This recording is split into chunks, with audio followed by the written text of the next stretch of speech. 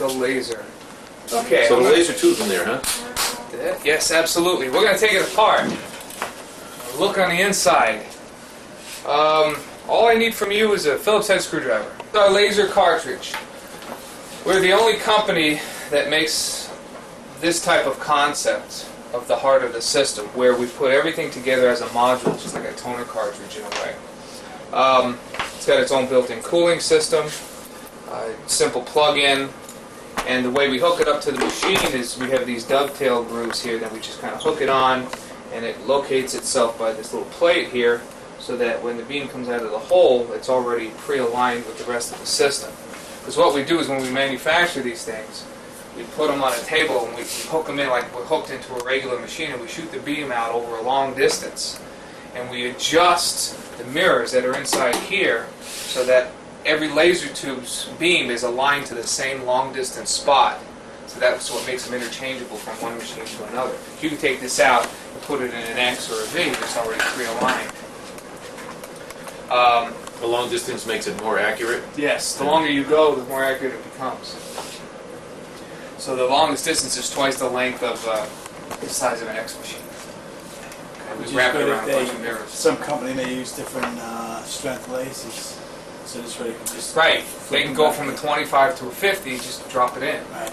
which is really nice. And so we developed this concept. Actually, it is now patented, my friend. Oh, the patent went It through. went through. Excellent. So anybody that's using this concept owes us some money. We're going to put the screws into our The competitor concept system. of... Quick change laser cartridge pre-aligned. So our buddies at Epilogue are going to have a problem. So we're going to put the screws into them because they copied the concept and they started pre-aligning lasers so they can do the quick change. We don't know how far it's going to go, but it is patented. It's great. We patented a lot of things. We've got like 8 or 10 patents now. It was difficult for us to come up with this laser tube because there's 2 manufacturers in the United States that make, actually 3, this type of thing, CO2 laser cartridges. There's a company called Sinrad in Washington State, Coherent in California, and Dios, which is in Connecticut, which you guys know about, which is now bought by Coherent, so it's all part of the same happy family. Sinrad was very popular at the time we started making systems because we had to use Sinrad lasers to put into our systems to create the complete laser processing system. We started in 1988, really started selling these things with Sinrad lasers on them. We started with 25 watt versions, we had a few 50s, we even did a couple 100 watt Sinrads. And I joined the company in 92, and at that time, a few 6 or so months after that, we started the development, the research and development of making our own cartridges because we knew in the future that was the way to go. To be totally self-sufficient. We make everything. We're not controlled by these other companies. So we started in 92, about 92 and a half, the development of these things. We didn't first introduce our cartridge until 97. So it took us 5 years to get it to the point where, hey, we can start shipping it now. We put about 3,000 units out in the field that have Sinrad lasers and Coherent lasers. Now we're close to 9,000 units total in the field, so we've put more than 2 times the amount of ULS lasers than we ever did with a Sinrad laser out there in the field. Until this day, nobody else makes their own lasers. And that's right. That's big. That's a big thing. Because they're at the mercy of the laser companies. Of course, you know, Vision, of course, and Trotec, and Epilogue, and GCC, and whoever out there. Sinrad and those others must have dropped their costs a little bit after that all happened, or no? Not really. No? Not really. Sinrad was kind of upset when we told them that we weren't going to be buying their tubes anymore because we were their largest customer. But they had to restructure themselves to handle less of the workload, and I think actually prices remain pretty stable because if they drop the price, along with losing Right, a big customer, True. they'd be in trouble. And they actually got bought out by Excel a few years ago out of Florida. So things are really different in the laser world. The laser world is not that big.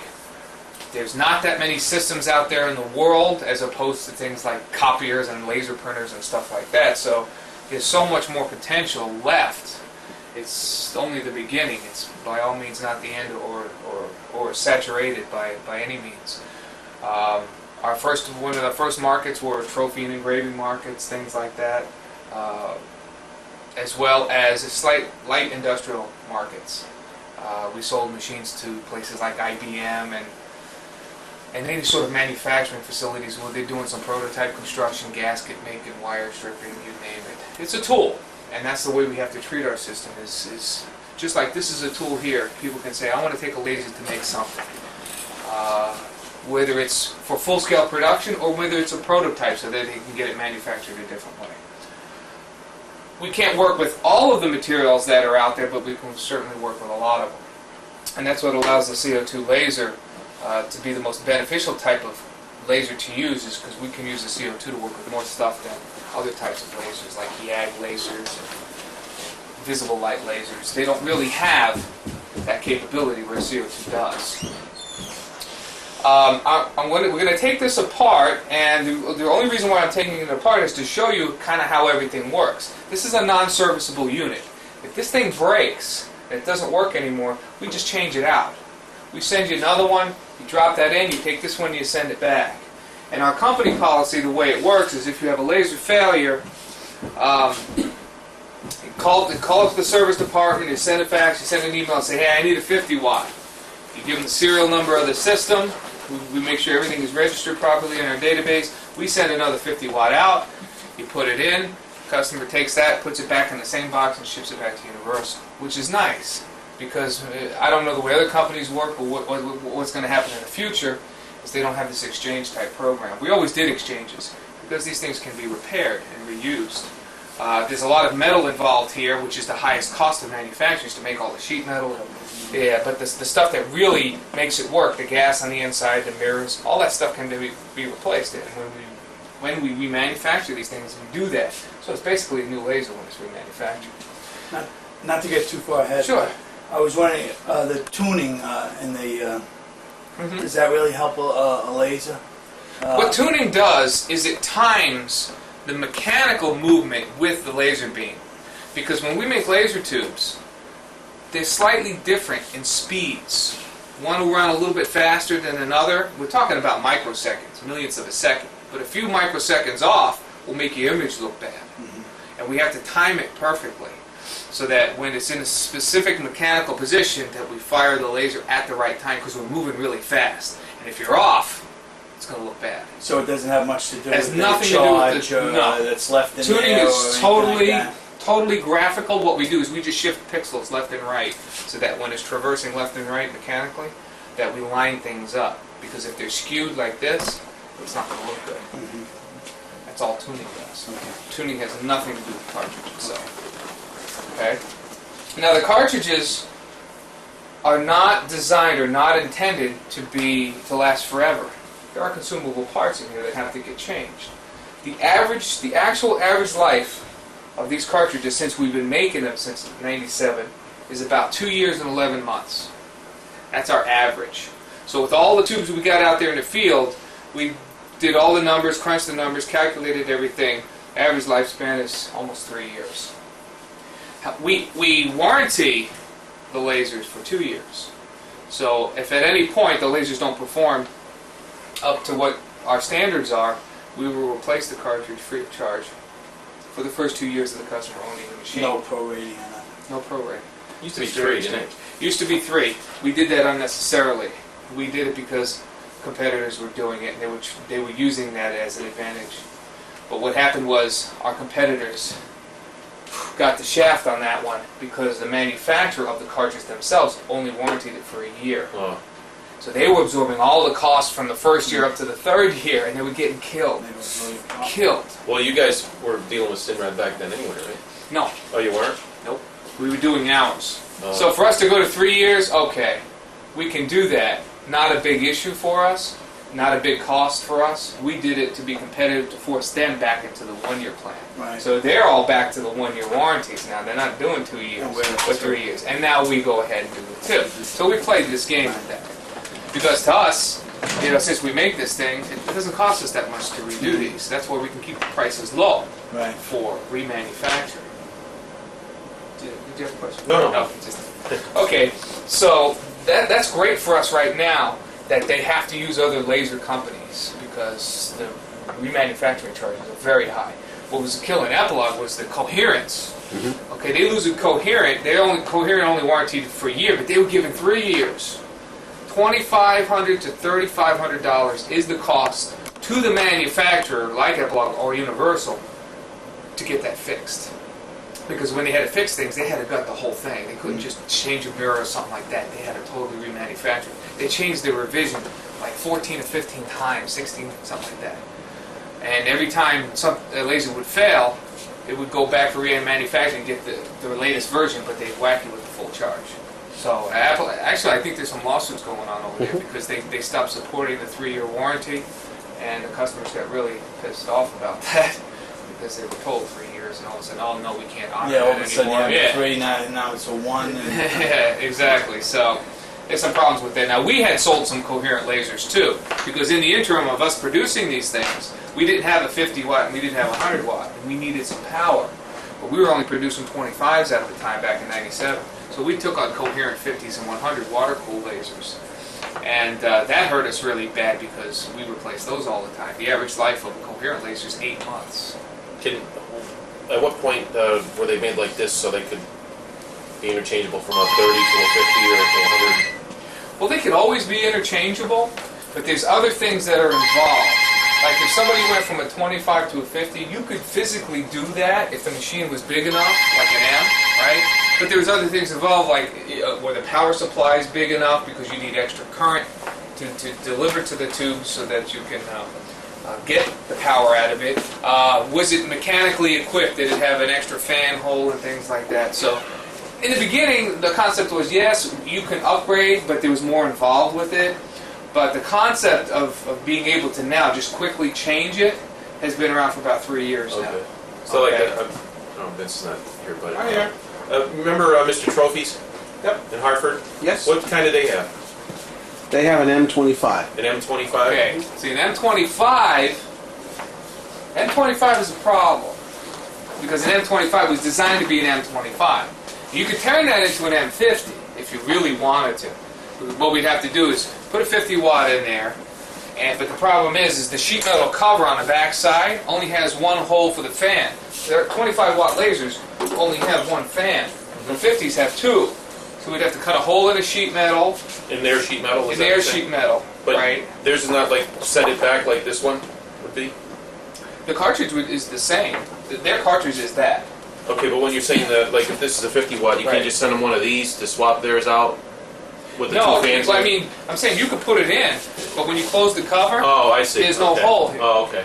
Okay, so we'd have to cut a hole in their sheet metal of their body, put that on there, and take the power supply here and go from the smaller one to the larger one. Is it worth it, Vince, in a sales point of view to upgrade them to a 50? In my opinion, no. By the time you get done with that, it's going to be too expensive and it's not going to be reliable. And if it doesn't work, it's your problem. Okay. So rather than do Let's that, move on. no, wait. Rather than do that, there is an answer though. Just say we can give you X amount of dollars off. As far as If you want to make a 90, you and can the beam just- will they come align it together. at the hole. Right, exactly. Because part of the machine is the combination of the two beams, not part of the laser. So But the you have laser that is an other- external device. You just Uh-huh. click it in, and then the beams come through and they combine Okay. But you automatically. have another machine that has two beams separate. Super speed. That- It's the X2660, but instead of putting the two beams exactly together on top of each other, we have a mechanical device that slightly separates them, so you can engrave 2 lines at once. We put both The beams through the software same knows what foot. to. Yeah, the software Yeah. controls the mechanics Right. that moves the beam and separates them into 2 lines at the same time. That's definitely a machine that's not for an average user or not for an introductory user. That is for somebody that's been in the laser industry, understands this equipment up and down, and that can use that feature for mass production. High volume. High volume. A lot of the same stuff over and over and over again. You just throw in there and hit the button. But for 95, 98% of the market, the Super Speed is not the machine for that. But we have it for several reasons. Number one, to patent the technology, have something, the fastest machine around that nobody Use one can beam if you duplicate. wanted out of those You two. could use one beam. You could turn it into a regular X2660 just by clicking a button in the driver. That's good backup when Laser 2 goes out so much. Yeah, exactly. Well, see, the same thing on an X2. If you've got two tubes and one goes out, you're still running. You know, you're at less power, you got to slow it down a little bit if you're going deep, but you're still running. So, there's lots of different models and everything, but what you should know about this is, this shows actually 4 sizes. This needs to be corrected, this brochure, because we don't sell these anymore. The history behind it was that these can be 25 or 30 watt, these can be 35 or 40 watt, these are 45, 50, and 60. Okay? These were 15s. We developed a smaller one, a really small, about 14 inches in size, for our international Taiwanese market because Sinrad was selling a 10 watt, and just to get it into that market because it's very price conscious.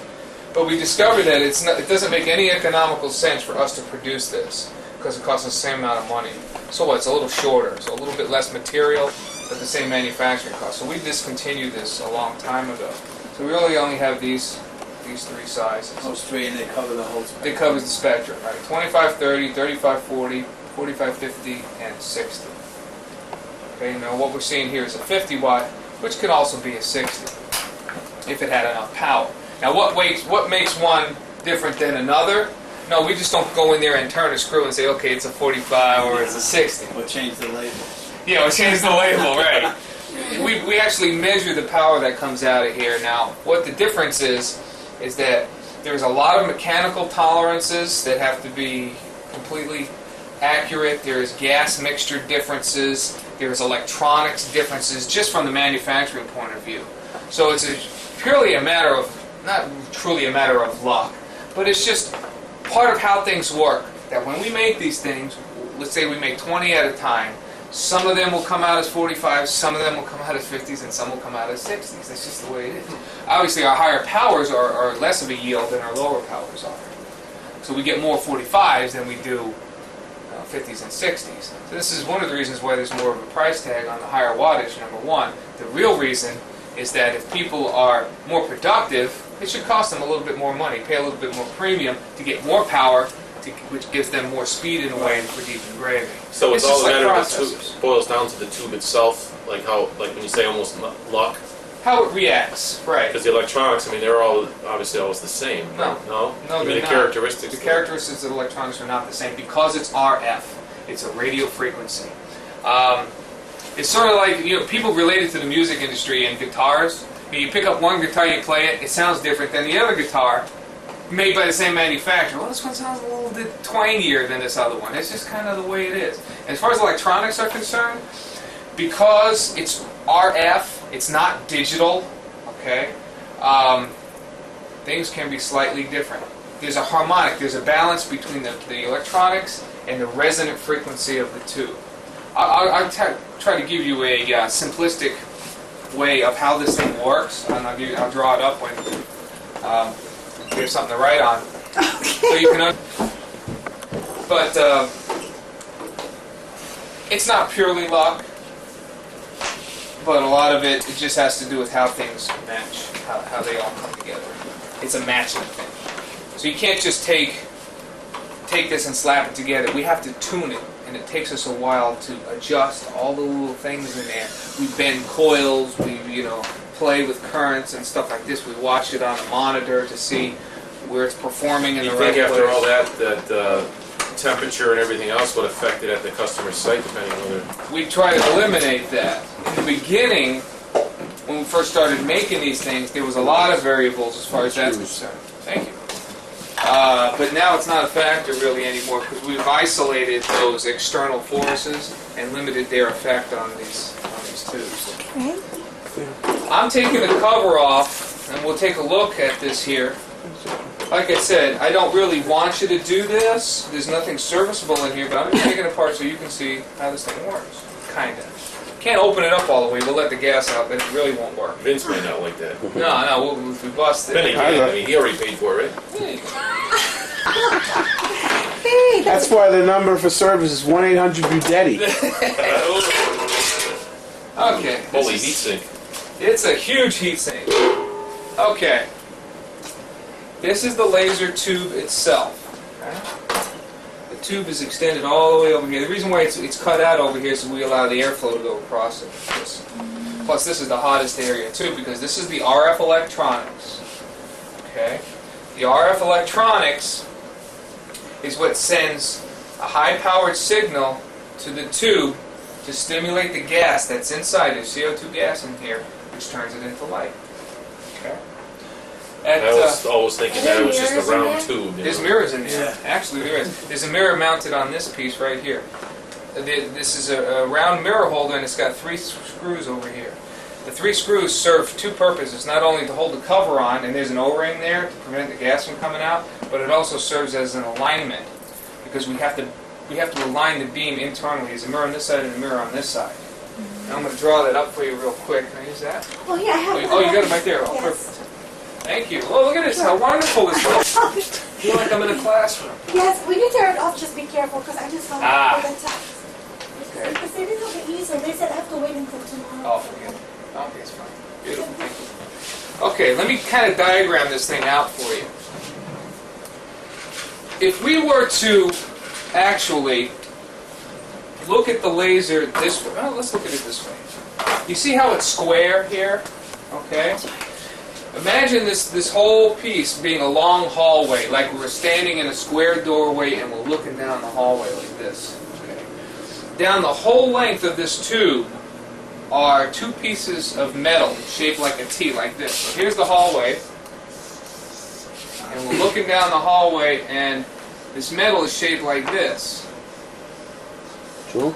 One over here like that, okay? It goes all the way down. And there's a little hole at the end. That's where the beam comes out. It's over on this side, okay? Anyways, these long pieces of metal, we call those electrodes. They're long, flat plates. They don't touch each other, and they don't touch the walls of the square. They're electrically isolated by these pins that are non-electrically conductive. You either make them out of ceramic or anodized aluminum or something that doesn't conduct electricity. So they're suspended like in midair, okay? There's all gas inside here. These are gas all in this area. But where the actual laser is created is right in between the 2 electrodes. Now, that's the view looking this way. Let's turn this thing sideways, and from your perspective like that, imagine us looking at it from the side. Here's the hallway from the side. And over here is the mirror mount. There's an O-ring that keeps it sealed. And there's a mirror like this over there on that side. Then on the front end over here, there's actually another one that looks just like this. You can't see it. We'll see it later. It's another cover like this. It's actually in 2 pieces. One like this and one like that. And there's an O-ring here and a big O-ring here. There's another mirror right here like this. And it's slightly upwards angle from this one. And then the secondary piece here, there's actually a hole in this piece of metal like this, where the beam can come out, and there's another optic called our output coupler, which is kind of just a yellow window that lets the beam out. It comes over here. But down this whole length, this whole thing, are these electrodes, and this little hallway. What happens is these electrodes are connected to the RF power supply. That's this thing. So there are 2 pins that go into the tube that actually physically connect to these electrodes electrically. When the CPU of the system tells the laser to fire a laser beam, it sends a signal across these electrodes, just like a spark on a spark plug gap. It sends like a shock. It's a 40 megahertz signal. 40 megahertz. Okay, it's a lot of RF power. We're talking like enough power to power. Let's see, this is a 50 watt, 800 watts. Like enough electrical power to power 8 100 watt light bulbs. Turns into a 40 megahertz signal and goes across these electrodes. What happens is the CO2 gas that's in there gets disturbed from this huge amount of electrical or radio frequency energy. And CO2, which is composed of carbon and 2 oxygens, breaks up into CO plus O. So the oxygen breaks up into 2 components. Okay? So what happens is the signal disturbs the gas and causes the gas to break up. That decombination, the breaking up of the oxygen, is what gives off the light. It's kind of an explosion in a way, in simple terms. Okay? It's really a lot more detailed than that, but to be simple, the CO2 breaks up, and when it explodes, the light starts. Now, the way we have designed our system, this is a multi-pass slab laser. This is patented. The reason why we call it a multi-pass is because we just don't shoot the beam out the hole. We bounce it back and forth 5 times on the mirrors. So it originates over here, sorry. Just the way it works. The beam starts over here, and it shoots out and hits this mirror over there, gaining some energy. Because as it starts to break up, when these break up, they hit other molecules and cause them to break up too. So it's kind of a chain reaction. So the more and more we pass it through, the more and more it breaks up and the more energy we create, photon energy. So it bounces off, hits the mirror over here, 3, 4, 5, and then out the hole.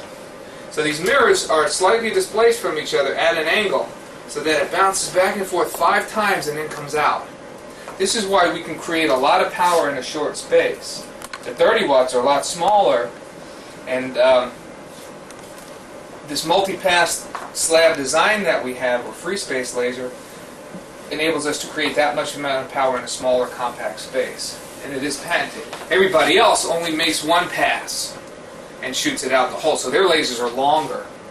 25 watts are longer, 50 watts are longer, and also bigger in size because they don't do the multiple passes. So what they did was basically break up the line into 5 different... Yeah, we're like folding it. Right, So we're taking a long line and folding it 5 times, Right. and then shooting it out, making it more compact. Also, Another image don't we use constructive interference to give you a better plus or minus by bouncing it? On the crests and troughs? What do you mean? The wavelengths. Right. If you just shoot it once and then it goes out the door, the wavelength that comes out could be plus or minus a bigger wattage than if you use constructive interference. I always thought that was a big deal because Yeah, it is. when you go to an architectural modeler and they're saying, well, my piece, I need it to be absolutely perfect. Just to give you a real world example, the architectural modeler is going to get that power and speed absolutely perfect. And if it isn't absolutely perfect, if your plus or minus is 5 or 10%, then it's going to either overburn or underburn, which means the piece is going to hold on and have to click it out, or it's going to burn so much that the edge is going to be wobbly or not as smooth. Okay? That is why for cutting on our lasers, it's the most amazing cutting machine. And Harvard, MIT, Princeton, Columbia, Cornell, all and more. That's why we go in there. We just walk in with like bazookas, and everybody else has little pea shooters. There's no way any of those places are going to get anything near the cut that these lasers. And I have the colleges to prove it.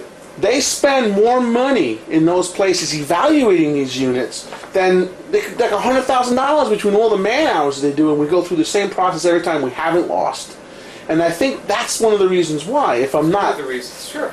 they use constructive interference to bring that down. But there's a lot of other things too, which stabilize the beam.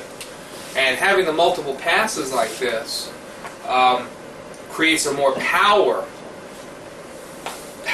level in a smaller size. But due to how we construct the electrodes and how we deliver the heat sinks and all these other things gives us the higher quality beam that actually exits here. Because there's different ways of creating a laser beam itself. What we're trying to do is effectively create a round beam out of a square hole. Okay, well, how do you do that? Because you can't make round electrodes. It doesn't work that way. Okay, if you made an electrode like this, it would take the shortest path. It would go to these edges like that, and you couldn't get any transmission across these areas. So how do you create a round hole, round dot with square pegs? This is what we do, and just by the construction and the mathematics and the formulas and all that kind of stuff, we can create a really nicely formed beam that doesn't have what we call satellites or reflections or anything like that, which other laser companies have. Because in order for you to make a beam, you have to confine it or restrict it somehow in order to get it to collimate and come out of a hole. You got to hold it. Like when you want water to come out of a hose, you have a hose that has a constricted boundary, but it's cylindrical, whereas ours is square. So what we have to do is use specialized optics. They're not just mirrors. The mirrors are shaped a little bit to form more of an elliptical type of mirror. And all of these things together gives us a beam. And when a beam comes out of the hole, it's not really round like this. It's sort of elliptical because it's longer in the horizontal length between the electrodes. So when it shoots out of the hole in the near field, it's more elliptical shaped. It's not so round, but as it gets a little bit further away into the field, it starts to get more rounded. Now, other laser companies, because let's say their electrodes are closer together, or they use different types of the way they deliver the beam, they might catch reflections off these pieces of metal and stuff like that. So their beam not only round, but it may have some extra junk sticking around the beam there, and that gets turned into the actual burning spot. And it can either add laser power to it in the near field or subtract it in the far field, because these little satellites and things might lose power in the far field. And all these different things would make power differentials big time between the near and the far field, causing maybe the parts to cut through over here but not over here. All these different factors. So from the layman's point of view, in simplistic terms, we designed our laser cartridges to be the best all-around performers in the CO2 market, as well as for the reasons of beam quality, the shape of the beam, constant power, stabilized power so the power is not fluctuating all over the place, all of these different concepts. So the purpose of creating our own tubes was to not only keep down the cost, the cost of manufacturing, but we also designed it to work in these markets. Because we took a coherent laser, for example, and we put it on our machine.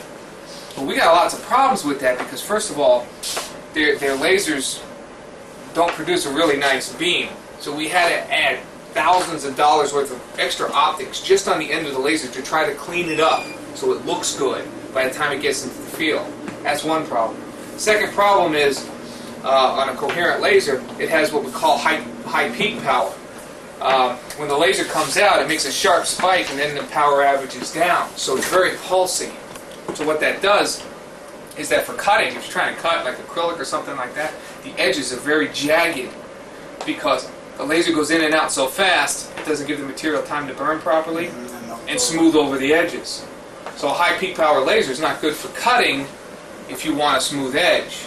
So people who would buy these coherent lasers, you really weren't using them for cutting because it looks horrible. So we learned from them, we learned from Sinrad, we kind of combined some technologies together, produced our own tubes. All these handle shock.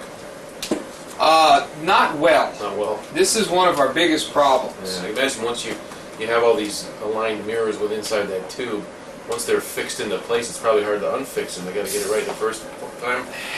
We've run through a lot of problems with beam internal mirror alignments, as Vince knows.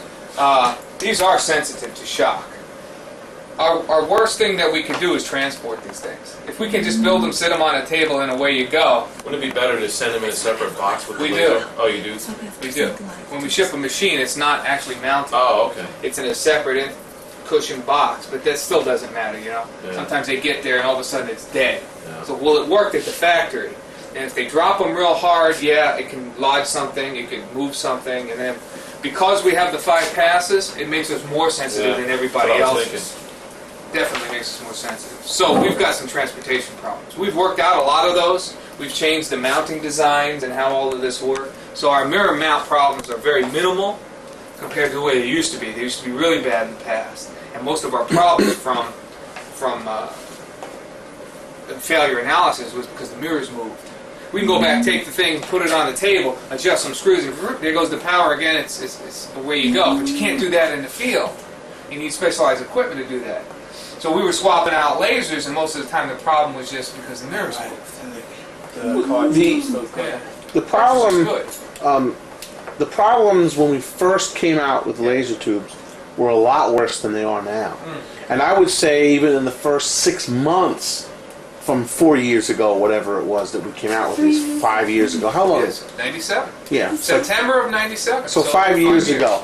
5 years ago, that first 6 month period was very difficult. It was painful. I mean, 1 out of every 3 or 4 lasers was crapped out when you tried to do the installation.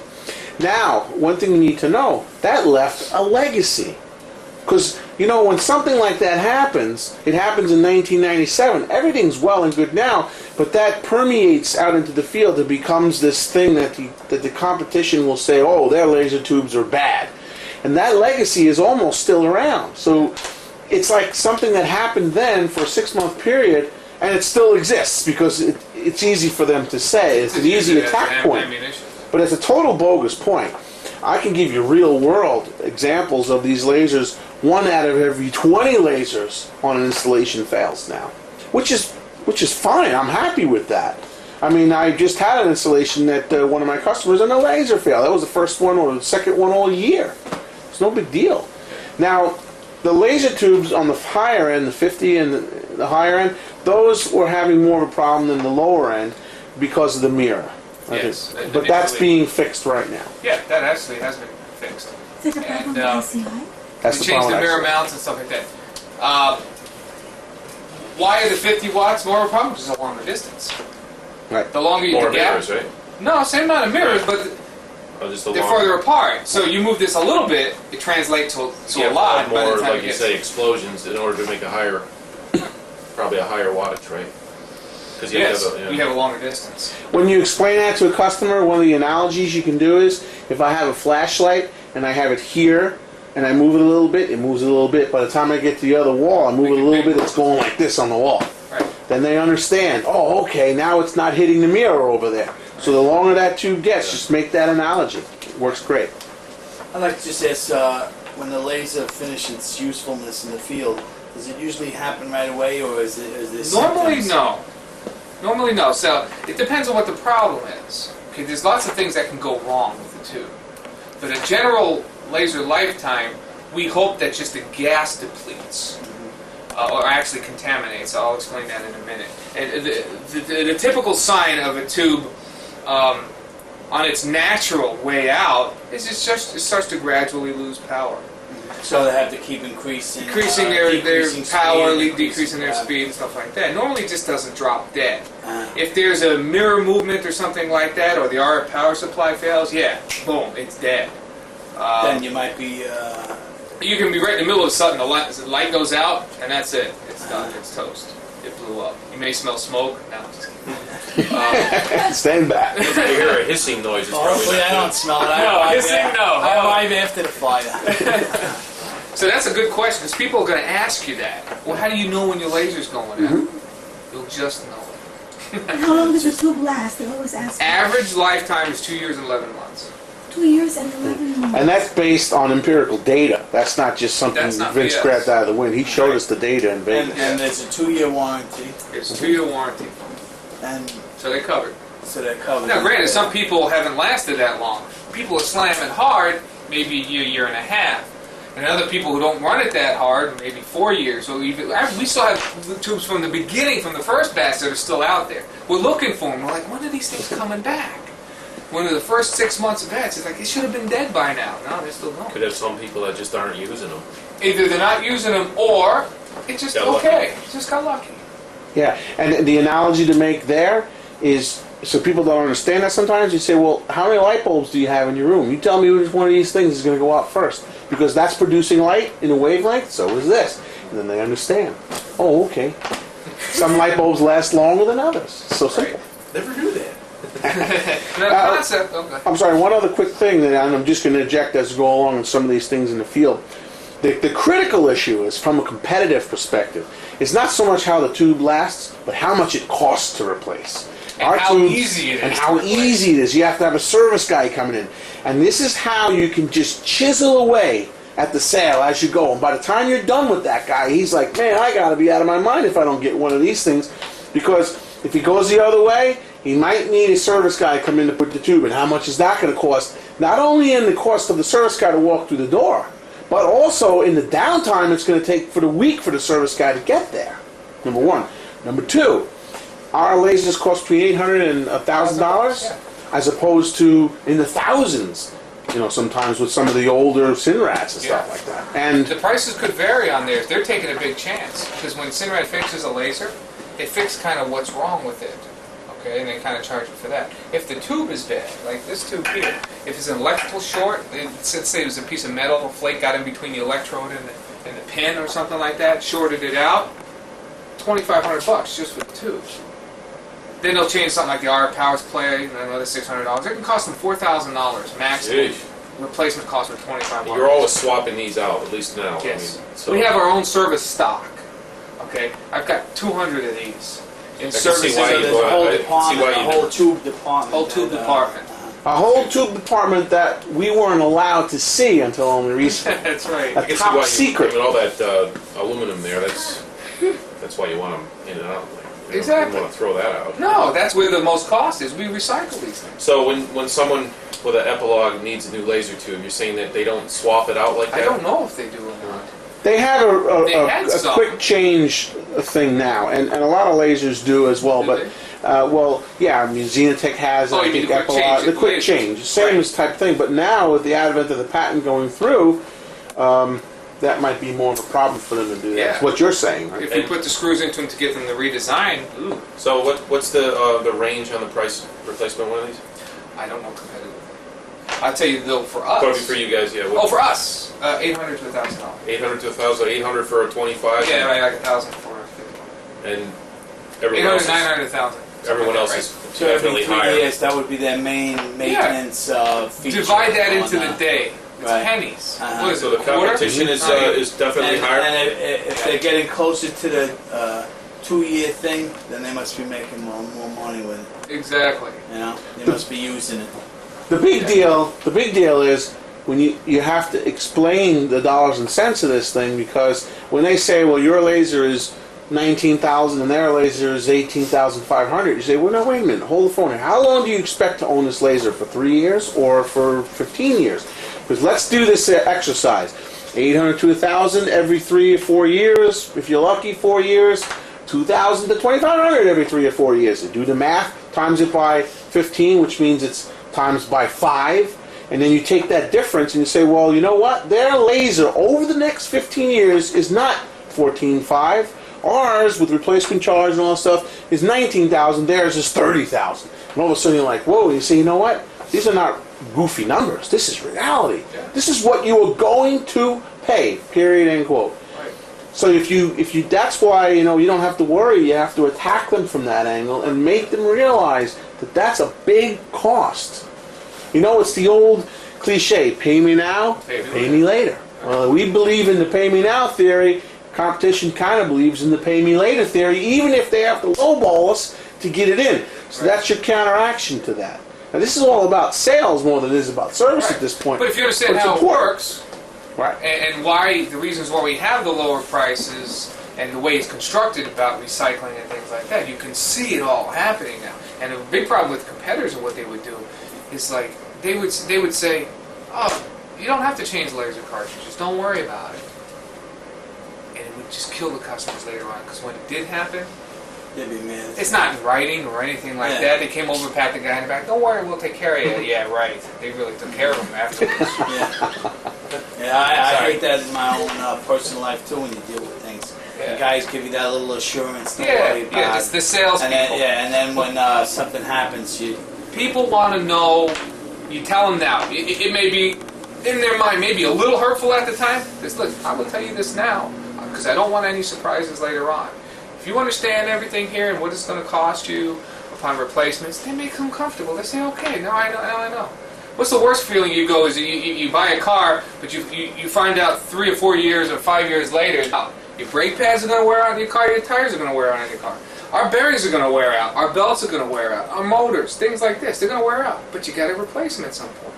So I would imagine, like when your customer who's has a service problem, they're cutting things out, and all of a sudden it's either very weak and not really cutting deep into the material, or not cutting at all into the material, but yet the axes are still moving. It's going to be either laser tube or power supply, right? It's Or pretty much mirrors. it, right? Or mirrors. Because Well, I your mean, mirrors mirrors- can be dirty. But they would still do something, wouldn't it? Depends. Not necessarily. We have a troubleshooting guide. We're going to go through the troubleshooting. Okay. But in our book, in the back of the manual, there's a nice troubleshooting guide. It took me, I don't know how many years to put it together. Because I compiled all the data from every phone call that we had and did an average and put the highest things, the most possible things that could be wrong to the least possible things. For example, all right, the scenario is the laser engraving is becoming weak. Okay, or cutting is becoming weak. A, number one, check and clean the motion system. Make sure everything is clean, your mirrors are clean, everything is aligned, because the mirrors could have moved and skewed But the beam. focus is the first thing to do. Yeah, right, of course. Yeah. I'm just rattling off Right, things. Check focus, check your materials. Your materials can vary. Let's say you put in a piece of walnut or maple or something like that, and then they switch it to a piece of balsa wood, and it engraves different depths. Could be your material differences. We were noticing different grains of wood density. Some have more moisture content than others. It would burn differently. So you look at those types of things. So it takes you through step by step. And the last thing on the list, after we've checked all 8 or 10 other items, replace the laser tube. We're done. But you got to step through these things because people always overlook the simple stuff and they go for the complicated ones. There's anything, Bingo, right? is anything beyond this here as far as power? Is there another power supply there? Yes, there is. We'll go through that. It's a DC power supply that delivers 48 volts DC to this thing, and then turns it into 40 megahertz. Okay. Anyways, we've been straying, but let's get back to this, and then all these other things will come around. So we have different scenarios here to create this beam coming out. We've got mirrors, we've got gas, we've got RF power supplies. Like Ralph at Innovative Creations, he runs these things 10, 12, maybe even 20 hours a day sometimes. Sometimes, He runs some yeah. overnight stuff. He puts these things to the test, and he's blown up our power supplies. And we couldn't figure out how he's doing it because he's been through a lot of 50-watt lasers. Initially, we saw a problem with the mirrors. Every time he'd send a laser back, the mirrors were moving and stuff like that. We'd put them back in, and hey, there you go. Then we started to see that he was blowing these things up, actually burning the boards on the inside. We're like, wow, this is crazy. We redesigned it, made it more heavier duty, so that none of that would happen. And as a result of him, we do failure analysis on every laser that comes in. We look at it. Some things are just common problems. Let's say, oh, there was a leak in the gas, or this and that, or whatever. We compile data. We attack the most heaviest ones, we redesign, we fix, and we put it back out in the field. That's why airline travel is so safe today. Same thing. You know, they find what they did wrong. And they Right, improve it. after it crashes, oh, unfortunately. Yeah, no. But there's no way you're going to know. Okay? There are laser companies that can make all these claims. Sinrad can say that, oh, we've got a laser sitting on the bench that it's been on for 40,000 hours and it's still going strong. Yeah, well, we've got them too. But that's ultimate environment. It's sitting on the table. It's not being turned off and on. It's constantly firing against a brick. No temperature changes, nothing like that. That's not reality. Okay?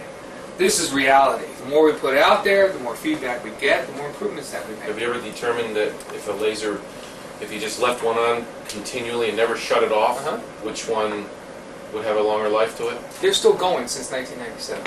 We haven't shut them off yet.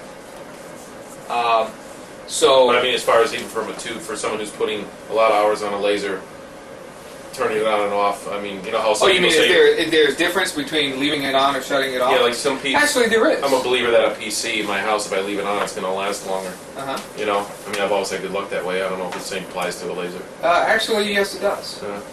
But you don't. Yes and no.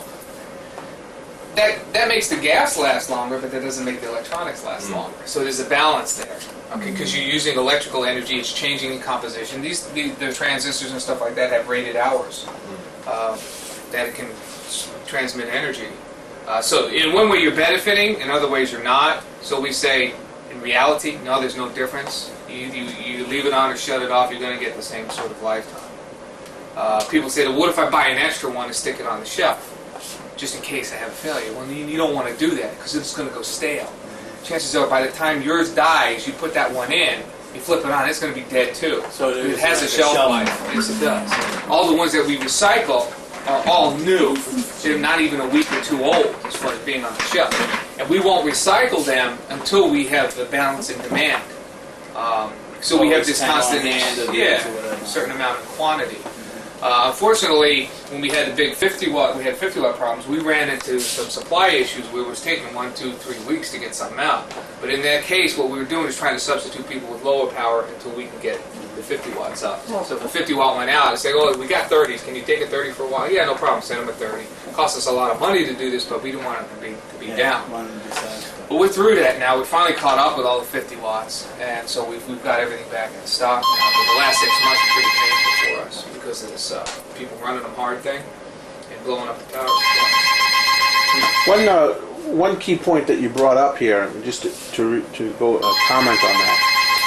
When you talk about this issue of replacing these things in the field, a lot of customers are very, very sensitive to the fact that they don't want them to wait more than one day. Yeah. If you compare our scenario to the competitive scenario, we're making these things and manufacturing them ourselves. In the other situation, the other companies are forecasting what they think will go wrong for next month because they have to order them from the laser companies. And so they're at the mercy of the laser companies, and you're not going to stockpile these things because then they'll go stale. So you're damned if you do, damned if you don't.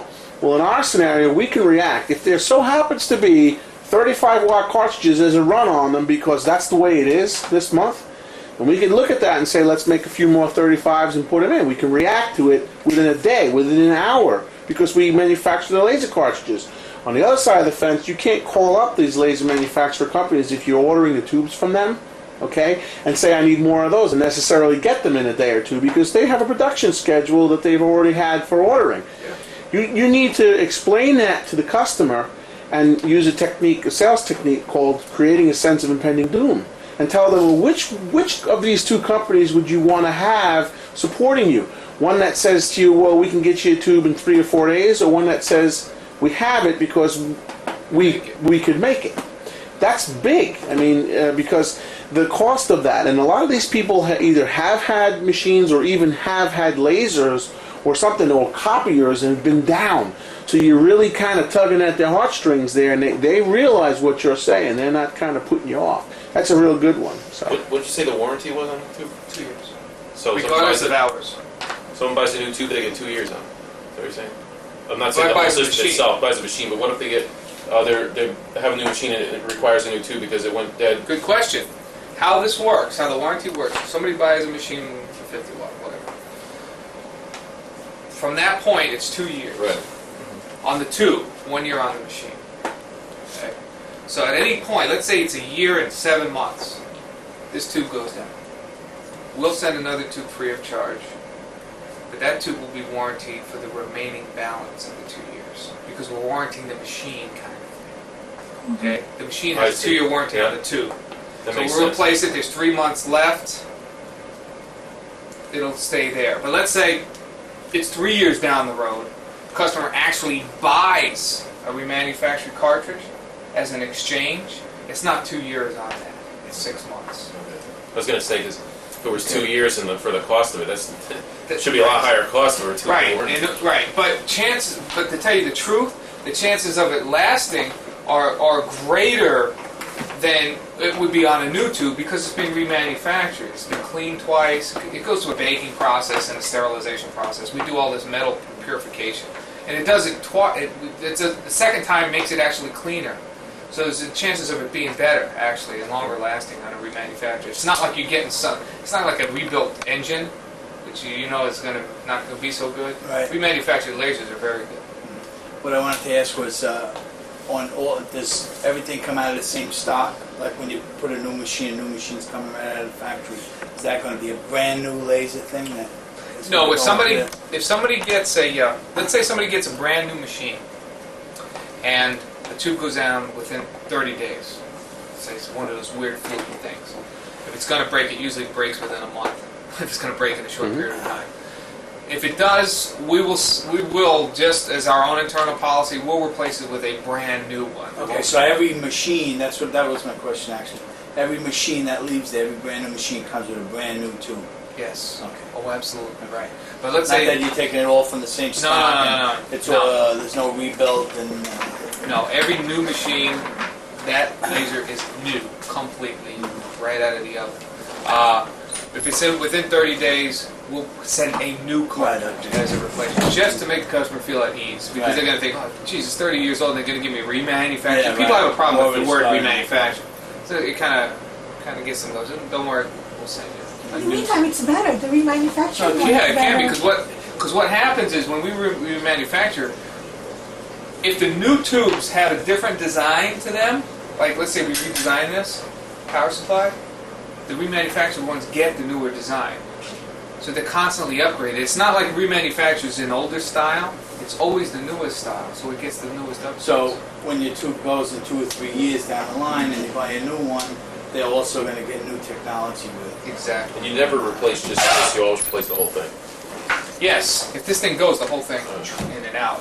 We take this Because apart. these have to talk to each other properly. Yes, this has to be tuned to that. Yeah, we can't just change this part out.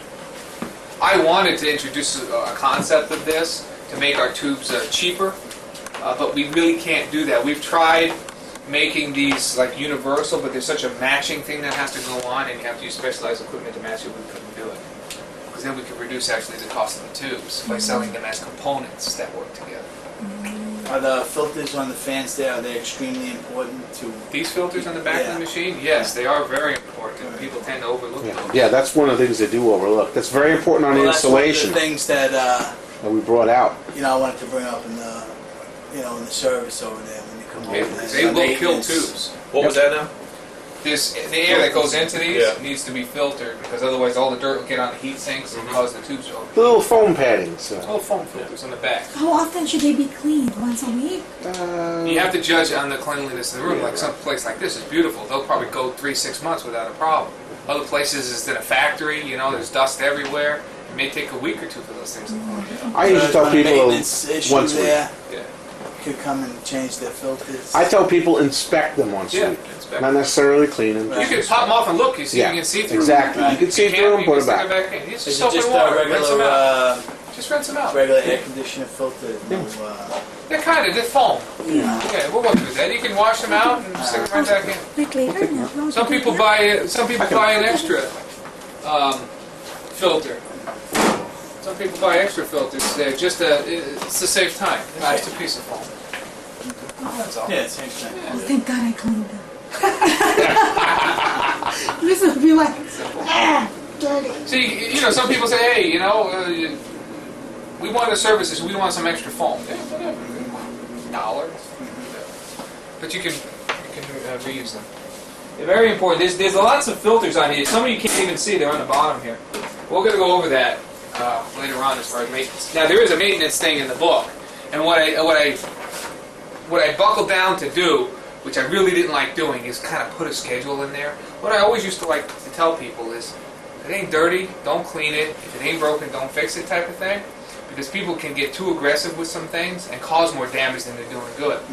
So finally, I said, forget it. People don't listen anyways. I put a little schedule in there and says, after so many months, do this and that, and every day, every 8 hours of engraving, you should do this, this, and this. Every week, you should do this. Every 6 months, you should do this. Not that they listened anyways, but at least it gives them some sort of an idea of a schedule. Do you have your whole manual on CD or anything? It can be if you want it. What we're going to be doing is, which I'm still working on, is in our driver disc. Now all our drivers are coming out on CDs. We're going to put more technical things in there on the CDs too. You can get the manuals on CD? Yeah, if you want, sure. I didn't know that. Well, it's not something that we Acrobat publish, like everybody else uses. but yeah, you can. Need to get the manuals from Vince on CD. Yeah, that's Technology, what I man. Look at this. You like them gadgets. It'd be nice to have one hand. You know. Yeah, sure. I like to Well, go with actually, things. the regular operations manual is in the paper format, in the book format, but yeah, you can get it on CD. But the driver manual is actually built into the driver. If you're in the driver's screen, there's a little question mark there. You click on that. That's actually the driver manual that you can pull up on screen, so you don't have to look at that. Well, and people are using the old driver, and the Right. new driver is out, and they want to know if. Do you want to update Like say it? if or don't? there's a Right. driver out there that doesn't have a tuning tool, Right. and you feel like the tube could use a tuning, right? Right. So you install the Install driver with the tuning device, Yes. right? That's not a problem. You don't No, care if no. they know that there's a new driver. Actually, sometimes it's better for you to tell them that, listen, there's a newer driver out, it's got more features in there, it doesn't cost you anything. Let me just put it in for you. So Keep a copy of the old driver, right, You're not no. against that. No, not at As all. far as the service aspect, No. you're there. No, but sometimes, you know what? Sometimes you don't want to open a can of worms because And you people gotta teach them about it. yeah, people like consistency. They don't like to change. They like to know where the buttons are and how it's all set up. Right. Sometimes you mess with them Mhm. and you change stuff on them. Right. Then it's like, oh, what did you do? I was so used to running it this way. Oh, sorry. You can always go back Right. if you want to. So never, if you're going to delete somebody's driver, make sure they got the original copy. Yeah, it's like, okay, here's the original. You got your old driver disc? Okay, here. Let's give you the upgrade, but if you want to go back, just delete it and put it back on there. Because sometimes when we do driver upgrade versions, some things may change how the way it used to work. Right, right. And I may not like that. So Like curve enhancement has changed. yeah, curve enhancement has changed. Actually, vector order output has changed quite a bit too, and that's freaked out a few people. So they've installed the 2000 driver and didn't want it, didn't like it because it's different than how they have their file set up, and they went back to 98. So I mean, we're gonna cover these things. But you have to be careful about upgrading. Keep in mind when you upgrade the driver, there's a specific procedure to that. You have to take out the laser.ini file. You don't just Right, do you it. just We'll pull go it through out. that, Yeah, we're gonna do that. No, I- while it's fresh, I I'm just want to let you saying, know. things for later on when I'm out in the field, what might Yeah. occur, Yeah, And that would be one of the things with the tuning. Yeah. Because there's a lot of drivers out there that don't have that feature, right? a lot of times, like I said, all I ask the people, I'll be out there like I'm out in Yugoslavia, right? And I'm there and I'm looking at the machine, making sure that they're cleaning it right and doing all this kind of stuff. Then I talk to them about their driver and what they're doing. I looked, this guy's got a 2-year-old driver in there. So, is everything going okay? How's the driver working? Oh, everything's great, everything's fine, this is what I do, this is oh good. See ya. Right, that's the end of that. Exactly, done. What's not broken, don't fix it. Right. Okay, I'm looking at his firmware, you know, and I'm like, hey, that thing's 3 years old, that firmware. Should I patch up it? No. Are you having any problems with it? No, everything's working. Okay, leave it alone. Don't open up your Goes own with just can of about any worms. equipment. Yeah, right. Yeah, it's just I've learned the hard way. It's like, oh, let's say you go and doing an upgrade. And we've talked about a lot of concepts, but back to the mechanics of this thing.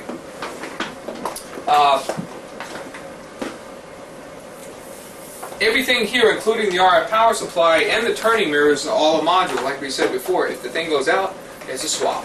Don't take this cover apart. Don't mess with anything. We don't want you touching it. Just switch it. Like Whatever zero you want. moving parts other than Zero your hands. moving parts, Even right? the The fans. fans. Even if the fans go, we'll change the Right. tune. We The will whole thing gets changed. We never change any of those never elements. change it. Never. We got it covered. This is nice. I'm going to show you something a little more. No, Vince, I didn't bring my clothes with me. These are parts. I thought I was moving in, didn't I said, that's why when you came here, I said, Vince, when are you leaving? And do you want to stay here because we're closer to Kennedy?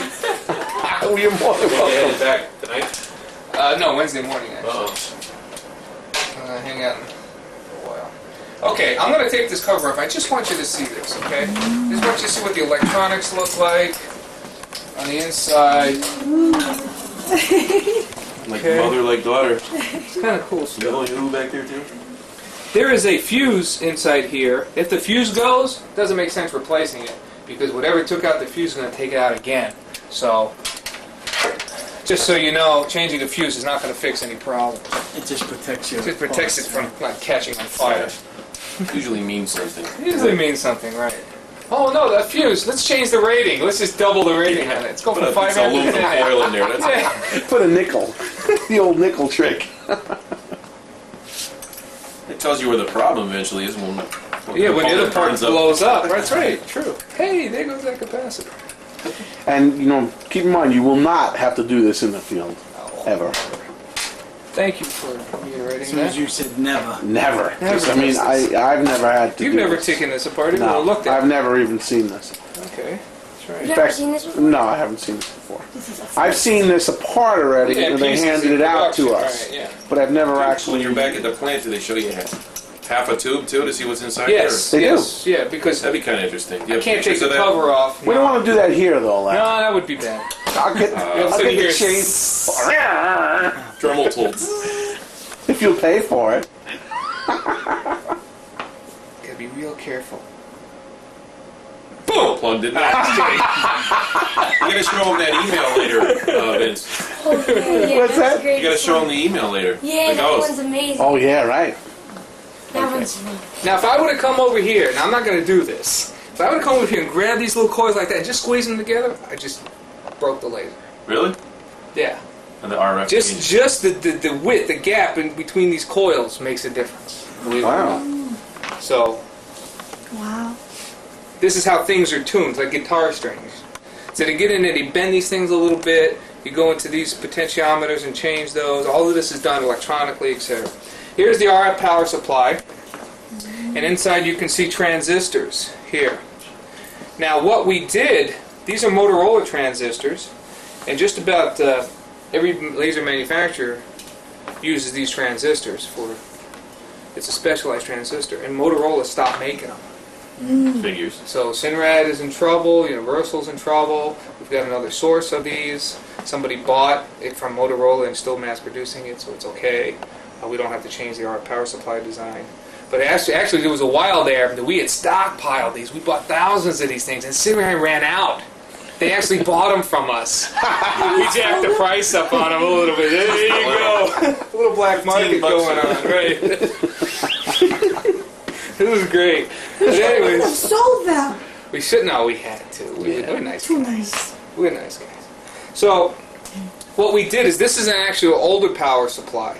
The newer ones have 4 of these things. So what we've done is these things have blown up because, like Innovative has burned these things up. He's using them so hard they create a lot of heat. And what we did was we put 4 and run half the current through them, so we expect their lifetime to last a lot more. Haven't you tried putting a heat sink on it? They are on a heat sink. Oh, they are? This thing Oh, is okay. their heat sink. Okay. A big It's a big one. It's connected on the bottom. Okay, I see it now, yeah. But it still doesn't last because they have lifetime, and all these different components in here have lifetime too. That almost looks like the top of it, rather than the bottom of it. No, it's symmetrical on both sides. Oh. So if you're using plug-and-play electronics, you're not talking No. about that. So anyways, that's the RF power supply, and this is what sends the signal out. These 2 pins over here into this board where it's tuned to match the resonant frequency here. Now there's 2 pins here. This is where the gas actually goes in. So this board comes off. We stick a machine in here. It's like filling up your basketball, right? It's a one-way valve. You push the thing in, and we can suck the air out or the gas out and put new gas in. So it's filled electrically. Filled gas-wise is the same way as the electrical So you connection have is. big containers of CO2 there. Yeah, there's tanks and stuff. It's if you ever come to Arizona, we'll show you the whole thing. Is that like really a neat. copper gasket that keeps... This keeps emissions out. Okay, because emissions in, I should say, because these give off high levels of radio frequency, and in order to pass certain governmental requirements like FCC and things like that, you have to shield it, and this is part that'll of stop anything. the emission shield. That's correct. Okay. So that's it there, and I'll put this back in. Really not much to see. Boom. No, don't do that right now, John. That'll cost you a few hours of allowance. Like 30 years. It'll be peanut butter and jelly till Christmas. Okay. Okay. So you can see this is the other mirror holder I was telling you about on the right hand side. Now you can't see it, but obviously can't see the mirrors because they're inside. But it's a big round disc, and the mirror is actually mounted to this part of the surface. So that is this little mirror right here from the reflections. This secondary piece where the beam comes out, our output coupler is right here. This is our output coupler. And there's a yellow window there where the beam comes out.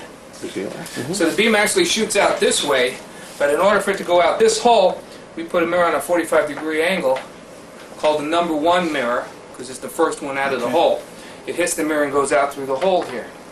There's a hole on the side. The hole right there. So number 1 mirror never needs the service. No, never mess with the number 1 mirror. Never take the cover off to make any adjustments. Because this is how we pre-align the systems. When we put this thing on the fixture, we adjust these 3 screws until the beam is exactly in the same spot on every laser. How about cleaning the outside of this lens? No, you should never have to clean this. The outside even part? No, because it's got a little rubber gasket to keep the hole clear. Okay. You'll see that over there on the system, but it keeps it dirt isolated. That's why we actually put all these optics and stuff in a separate box and isolated it from the engraving area, which was something that we did very early on in the stages. It becomes a competitive problem. Matter of fact, I just worked on an epilogue in Slovenia. I was over there. The guy has an epilogue, and he bought a Universal, and it was one of the older ones with the laser tubes on the bottom and the middle, across diagonally. 4 mirrors? Yeah, 4 mirrors, and none of them were protected.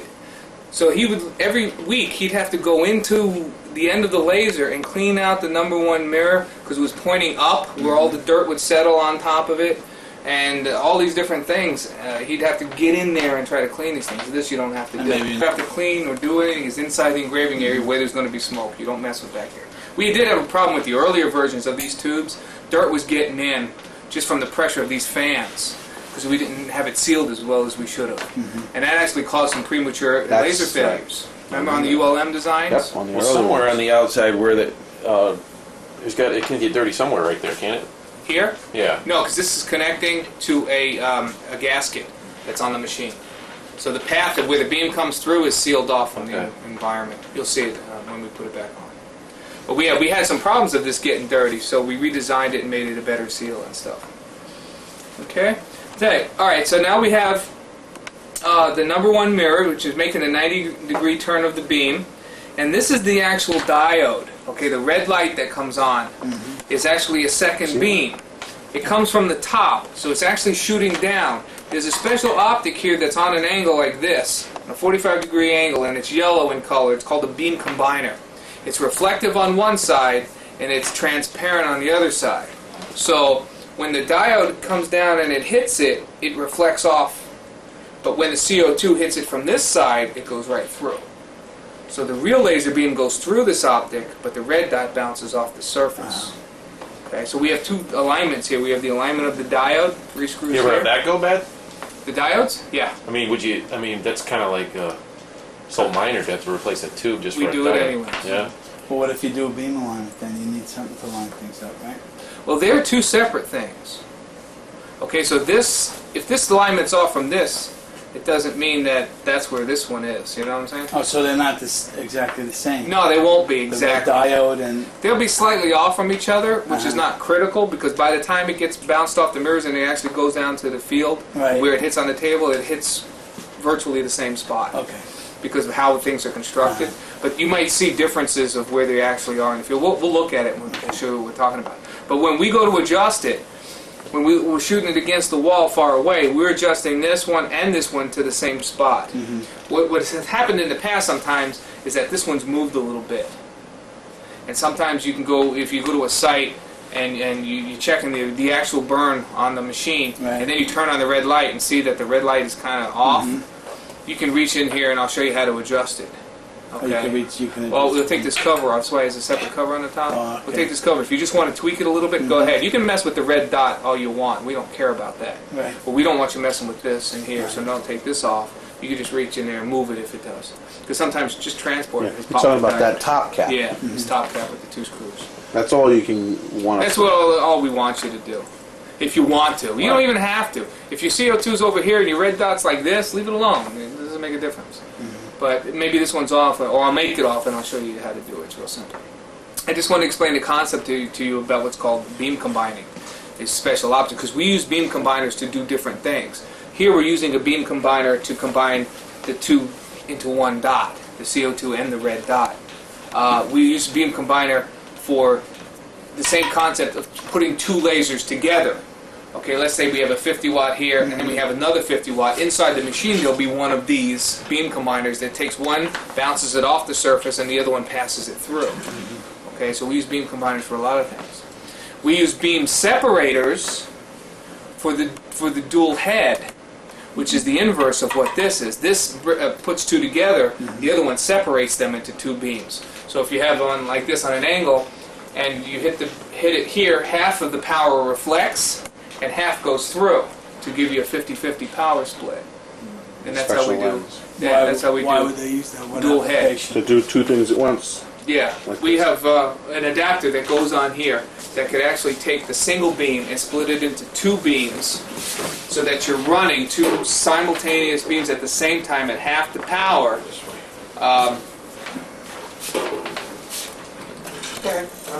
Got it? And do twice the engraving, so you can save some time. So you add a whole nother, Right on the motion system on the inside. lens and mirror system and everything on there. Yeah. Oh, you actually got a picture there. Yeah, you should. You should. Oh yeah, I'm ready. I'm ready for that. Keep talking, I'll get it. Okay. But anyways, there's really nothing else in here. We keep it covered to keep the dust out, and we have to put these warning stickers because it's a government regulation. Don't touch it. It's touching it, yeah. So anyways, I'm going to go ahead and put the cover back on unless anybody has any more questions about this. It's pretty simple. Beam goes this way and it has to go that way, so we just bend it. So here, when it comes out of here, it's bounced back 4 or 5 times No, 6 times when 5 times before it comes out of this before hole. it comes out. Before, yeah. The last thing it does is come out of this hole, the output coupler, and then it hits the number 1 mirror. So it's bounced internally, then it shoots out on the 5th pass, and then goes out. it's out here, right? Mm-hmm. It's out here. Exactly. And then once it passes out of there, Then we bounce it off a And the bunch laser, more. yeah. We have 2 more mirrors. Does that number 2 increase mirror, the number power? 3. No, that doesn't. That just steers the beam. We Hang only on. use those 2 laser beams. There, see? It's 2 heads engraving. There's one Do you head. take Yeah. a cut in power for doing it that way? Or not? Yeah, Yes. cuts it in half. Oh, 50. And the pieces have to be exactly the same size. Yeah, you want them the same size and the same thickness and all that. See? So there are lots of cases where dual head is not an advantage, and there's some cases that it is an advantage. oh, that's dual head. That's dual head. Depends on how Starting much, what- if you only require little power, then it's an advantage, right? Exactly, but if you need a lot of power, it's not necessarily an advantage. Where you're saving time in this case, they're doing wood, right? And it's running pretty slow. If they had a single beam going on, they could run it faster. But what's happening is you're making twice the amount of reversals. Because that's where you lose a lot of times. When you're going back and forth, if you can cut the amount of reversals in half, or double your production with the same amount of reversals, you're saving time. It's the stopping and starting of the left and right direction movement that costs you the most time. It's not the top end speed of the system. It's making Yeah, reversals. generally with dual heads, you need a couple things. You need the person to be doing the same thing. Same thing. It doesn't do one name here and the other name there. And you need a high power laser so that if you have like 100 watts, it's 250 watts. Right. Because if you have like a 50 watt and it makes it 225s, you have to slow it down to get deep anyway. So And then we don't usually sell. Talking about 2% of the people. High production shops. Machines didn't have this hinged laser cover. Like the M25, you're talking about a customer with an M25? There were screws here, like 5 screws to take the screws up, take the cover off. We came out with this model in the platforms when we started introducing the platform machines, like an M platform, C platform, X platform. They came with the hinge covers so that people can easily push the buttons, pull the cover down, and pop their laser tubes in and out within a matter of seconds. And it kind of clicks it into place so that you know that you have a positive engagement when it goes down. Over here's a little gasket I was telling you about that keeps the optic clear from the dirt that's going to be stirring around back here. It's going to get dirty back here, even with the filters and everything. But the filters do reduce the amount of dirt that gets back here. But it can get dusty, so don't be shocked if you see some machines covered with junk back here. Here's their alignment fork here. There's a large plate and a small plate on the alignment fork. Because the alignment plate that's mounted on the end of the laser tube's got to go right in the gap here. Because if you try to stick it to the side, you're going to misalign the beam. It's not going to go through the hole, and it's not going to work. This Doesn't that little thingy there in the middle though? prevent it from... No, once it's not. locked into place. It's where it's supposed to be, right? No, not necessarily Oh. true. On the newer ones, yes. This happens to be... That's 2000. Yeah, November 2000. Okay, yeah. We had changed the forks here so that you really couldn't put it in bad, but if somebody really wanted to force it in the wrong way, that they could. There shouldn't be any forces required to make this thing settle properly. So I'm going to take the laser tube, and we're going to put it in and take it out. And actually, if you haven't done this, I want everybody to try to do this here. Right here is the dovetail, okay, where it hooks into. Now you'll notice that there are two screw holes here, one here and one here. That's so this fits on the older machines. On the older machines that have the screw-on covers, not the hinge covers, we didn't have this alignment fork here, and the way to keep it aligned was to install it, and then right through these things were two screw threads. So we put screws in here and screws in here, and that would align it left and right. But to make this totally toolless, we got rid of the screws here and used the fork to quickly align it. But that opened a can of worms because if people misaligned it, they wouldn't really know it until they fired it up. But in the old ones, they had to put the screws in first before they turned it on, and that would force it into alignment.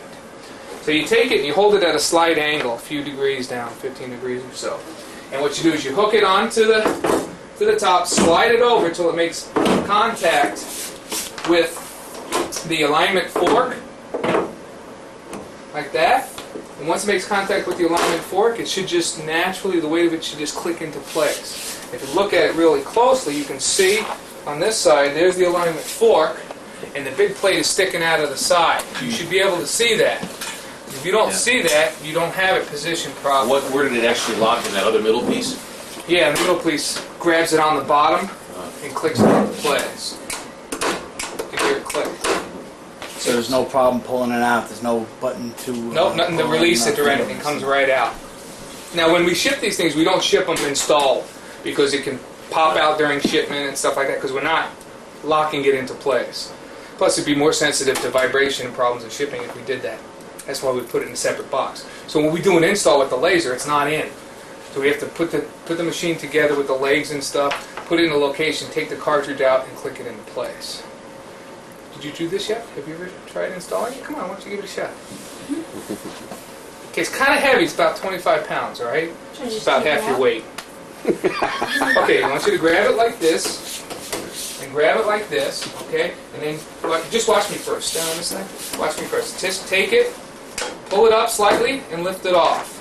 And when you go in, hook it, slide it over till it contacts the inside of that plate, and put it down. Okay? Give it a shot. Be careful now, John. Don't drop it. Don't drop it. Not that we'll rotate it back. Yeah, From the underside. Yeah, there you go. And lift it off. There it is. Now put it back on. It's kind of heavy, yeah. So you're a little too far to the side. See? You missed it. I did. Right. So, that's okay. Take it back out. Just rotate it slightly. That's it. Watch the plate. See where your finger is? You're going to beat the sweat on your forehead.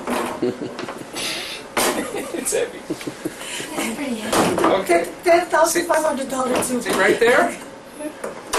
Like that. There. Everything was heavy. It is. It's What was it? 25. I'm sorry. You get used to that. That's the heaviest one is the 50 watt. 60 watt's not heavier. It's just the same size. Okay. Let me talk about some other things that we got back here. We have an additional cooling fan. Now the reason for that is that when you have this laser tube on here, and you're not, say, using a 50 watt, let's say you're using a 30 watt. Let's just put the 50 back on. 30 watt's a bit shorter. There would be an area between here and there that the air has to travel. Because when we turn this thing on, the air flows in through these fans, goes out that way. So it's got to go out the side.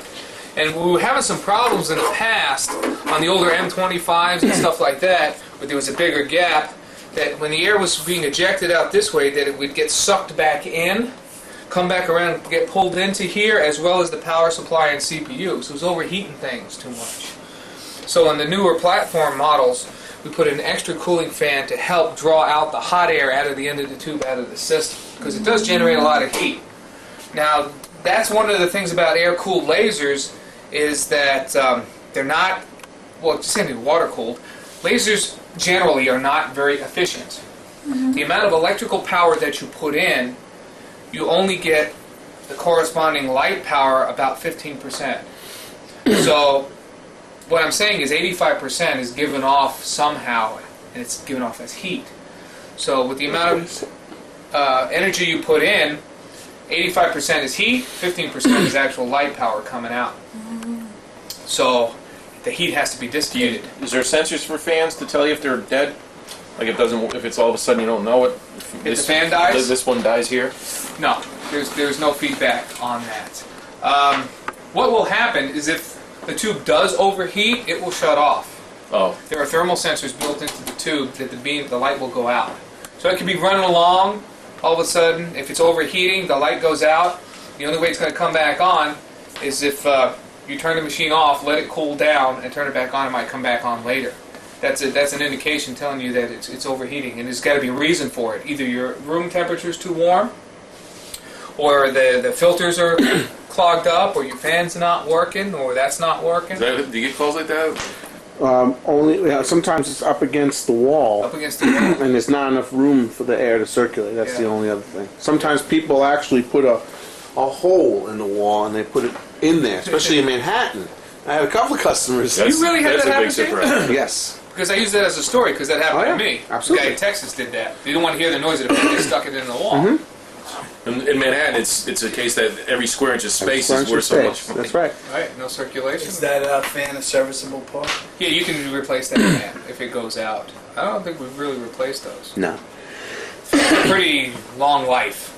I mean, it's not like we change those things out. So the blower system will get rid of some of the heat generated in there too, right? Blower system? Yeah. Oh, no, the exhaust has nothing to do with the cooling. It will not cool. No, it doesn't any part of affect that this at all. The exhaust that you're hooking up here with this hose is to only take the smoke out from engraving. Totally in. Has nothing to do with this here. Now, if you wanted to, and this is what I have advised to some people, if they're in a room like this and air conditioning tends to be a premium to them, what will happen is if you're using the laser really hard, it's going to be a heat source. It's going to get your room a little bit warmer, and your air conditioner is going to work a little bit harder too to keep the room Put a temperature dryer down. hose in that too? Yeah. What some people have done is instead of just being a single pipe like this, you use a Y, you Y it off and put a little exit right here, so the hot air coming out is getting drawn out by your exhaust too. So that has kind of helped keep the room temperature down a little bit. But still, keep in mind that you're still sending air from inside your room outside, so it has to come in at some point. The room can't be extremely tightly sealed, because otherwise you won't have any airflow. Right. And sometimes you'll have conditions where it's very, very hot, like in a garage. The guy works out of his garage, and sometimes that causes problems for the temperature for this. So you just get a big fan and direct the fan on the back of this thing. That will help. It helps it, not, It's not the solution. Right. Solution is good ambient temperature. Now, when we put these lasers together and we tune the lasers, we tune them under this temperature condition. We don't tune them for 100 degrees Fahrenheit, because we're tuning them in situations where hopefully people will run them. You're at room temperature of like 77, 78 degrees maximum. That's what we tune them for. That's where they run the best. We can operate our lasers up to 95 degrees Fahrenheit without an issue, run them full power without an issue. Do they run great at that temperature? No, because they're not tuned at that temperature. They're not as thermally stable, so you won't get the best and strongest beam out running it that hot, but it will still function. What about colder? Same situation. If it's colder, it doesn't work as well because it's not tuned for that temperature. However, we can operate down to 50 degrees, 55 degrees Fahrenheit, and it'll run, but it won't work great. What happened if you were in like 25 degrees? What would the laser do? Would it not Won't work at all? fire. Won't fire at all? No, if it's too cold, it's a thermal sensor for cold. Does that hurt it? No, it just won't come on. And what it can do is actually, if you have a lot of thermal swings between cold, hot, cold, hot, cold, hot, you can damage it by weakening the seals where the gases are, weakening the electronics, thermally cracking the electrical joints and stuff like that. So we have a thing about reps traveling around the country with these things in the back of their trucks or whatever, and like John Volkmar's territory, it gets 15, 20 below zero. If they leave their laser outside, the laser's ice cold, they go bring it into a demo, they go to turn it on, it's not going to fire because it's too cold, or it could have broke because of the severe temperature. So if they're going to do something like that, we tell them bring the tube inside, stick it in bed with you, cuddle with it, whatever. Just don't leave it out in your truck. But under normal conditions, it's an instant on. Yes, normal conditions, just like in your office, Instant right? on. We're talking Turn about it on like and transport. fire it up. Yeah. There's no 15-minute warm up. Nope, it starts to fire up. Right? And from a sales perspective, there's two situations where that's really important. Situation number one, if the guy is doing the like any kind of traveling circuit thing, like I have one guy that does a lot of horse shows, and he brings the laser to horse shows. He has to go from this town to that town to that town. It's real easy to take the laser in and out. And then if you have another guy who does work out of his garage or something like that, where he doesn't have the heat on at night, take the tube out, bring it inside. And now you've just knocked out everyone else from a competitive perspective that can't do that so easily because they have to worry about alignment and stuff like that. So Having a patent on that is really going to help, huh? Big time. Absolutely. How can they have a patent on that? That's just kind of strange. Like just because they can remove it. I mean, It's the whole technique in involving a quick change cartridge that is pre-aligned to fixed positions. So you can patent anything you want. Yeah, I You can guess so. process patents. You can do a lot of different things. So you can force people to change the design of their equipment and how it works. do you know that every single laser tube sold in the world is subject to a patent, That's and right. we have to pay them? That's right. Patents. Every one of them. It expires in November this year. Oh, Which lovely. is nice. November 2002. Finally over with. It's a company called Patlex. And the Patlex is just a bunch of lawyers who get money for every laser that is manufactured. why is that? Because whoever created this person, whoever that created the CO2 laser, patented it. So anybody who takes CO2 gas, turns it into a light source, has to pay this royalty. So, Not on the construction of the tube, but the concept. $75 per tube. is that Yeah, how much is it per machine that they have to pay those people? It was what, mentioned $375? Yeah, like $375 per tube. Wow. Two. For every machine that's sold, Every single Yeah, cartridge, whether it's Epilogue, Yeah, the manufacturer. everyone. Even Those the people got some remanufactured dough. ones? They do. Money No. for nothing. Not the remanufactured. and that's up and when? Only the... November this year. Right. That's why they're all serialized and Right, everything, because we have to... They come in, So and in they other take a words, look at our one books and royalty see how many we for sold. one machine, as long as that. Here's our connection, parallel port. Okay. Nice long cable. Works for you, huh? Through a AV switch too. You like that, haven't you? You're supposed to do that. Violation. No USB He's yet for any reason? violating. What did No you need. put on? We do Everything. We do USB, Yeah. but USB to parallel. We Right. don't have a USB connection. We're not going to put USB directly on our board. So you just have a USB connected to a parallel cable, or is There's it an an adapter? Yeah. Belkin. Belkin makes it. Have both of those cables available. Doesn't give you any difference in speed, obviously, right? Because you're still dealing with a parallel port on this end. Right. Exactly. Exactly. But it downloads pretty quickly because our files are compressed. Right. Compared to competitors, they don't have file compression, so their files are huge. Our files are very small and they transfer very quickly. So we actually print to the machine faster than anybody else does. And We only save in a one lot of direction, right? One direction, right? We don't do bidirectional. So we've got the parallel port and the serial port. And like we said, we have other cables that are available, USB to parallel, Ethernet to parallel, and they're just standard ones you can buy in computer stores, or you can get them through us. If you order a machine, you know the guy's going to go USB, just tell Heather that it's a USB, and she'll put in the cable. Otherwise, we'll just ship a standard 6-foot parallel cable with the machine. And that's what we recommend, 6-foot cable directly to the computer, nothing in between. Because it can cause problems. Right. Now, as far as what we do, that's different. We put a 20-foot cable on or whatever. Because if we have a problem, we know we'll take care of it. It's our own machine. Is that why you As far supply as- your own cable? Yeah. Yeah. They can go bad in time. They're not forever. Right. A couple of years, and that cable's no good anymore. Because the ends will oxidize and there'll be problems. So because you have a 6-foot cable doesn't mean it's going to last forever. Because a lot of printers don't even supply the cables because they don't even want to deal with it. Right. Because they'll say, well, it's your cable, go buy a new one. Right, right. And new cables aren't that cheap. Nice Belkin gold-tipped one at $30, $35. Oh. And we supply a nice Belkin. It's done us well, but that's one of the things to keep an eye on. We have also a serial port too, right here next to the parallel port.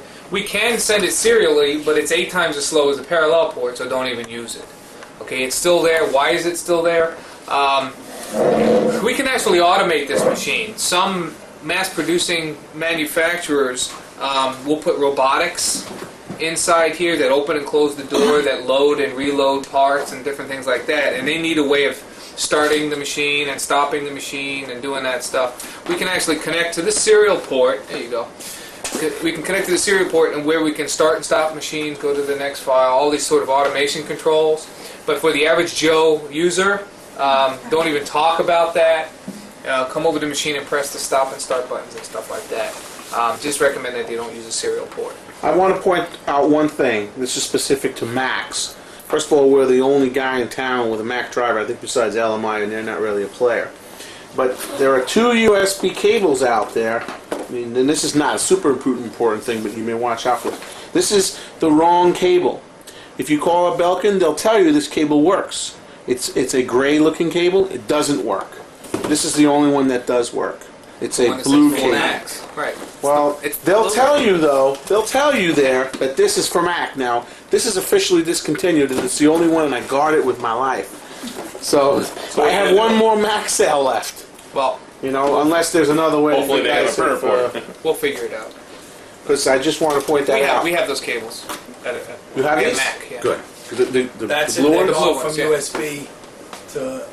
Yeah. Yeah, and actually Macintosh only does USB now. I never even. Well, here's the best thing. Don't sell it with Mac. Okay, we'll have the least amount of problems. Yeah. Wash them out with soap and water, stick them back in, and away you go. Now, obviously, what's going to happen is let's say you have a 25 or 30 watt laser in here, but the enclosure fan is going to have two filters. This one's just not going to be used because there's no fan behind it, no air being sucked in. So the air gets sucked into here. This one will remain clean. Sometimes people get confused. Like, why is that one dirty? That one's clean. That's your spare. Right. You take this one out, you put it in there, and you wash the other one. If they're a little moist, putting them back in it, squeeze them out. Squeeze them out and stick it in. problem. Yeah. Then you got one here. This is for the CPU, because this is where the brains is, right here, of the whole machine. Now we're going to take this out, take a look at it, and show you what that's all about. Then there's one more fan right here, filter at the bottom. This is for your power supply. Air goes in, goes through the power supply, which is AC to DC. Okay? We've got the power plug coming in here. 110 volts AC goes in, 48 volts DC comes out. Everything is powered by 48 volts DC.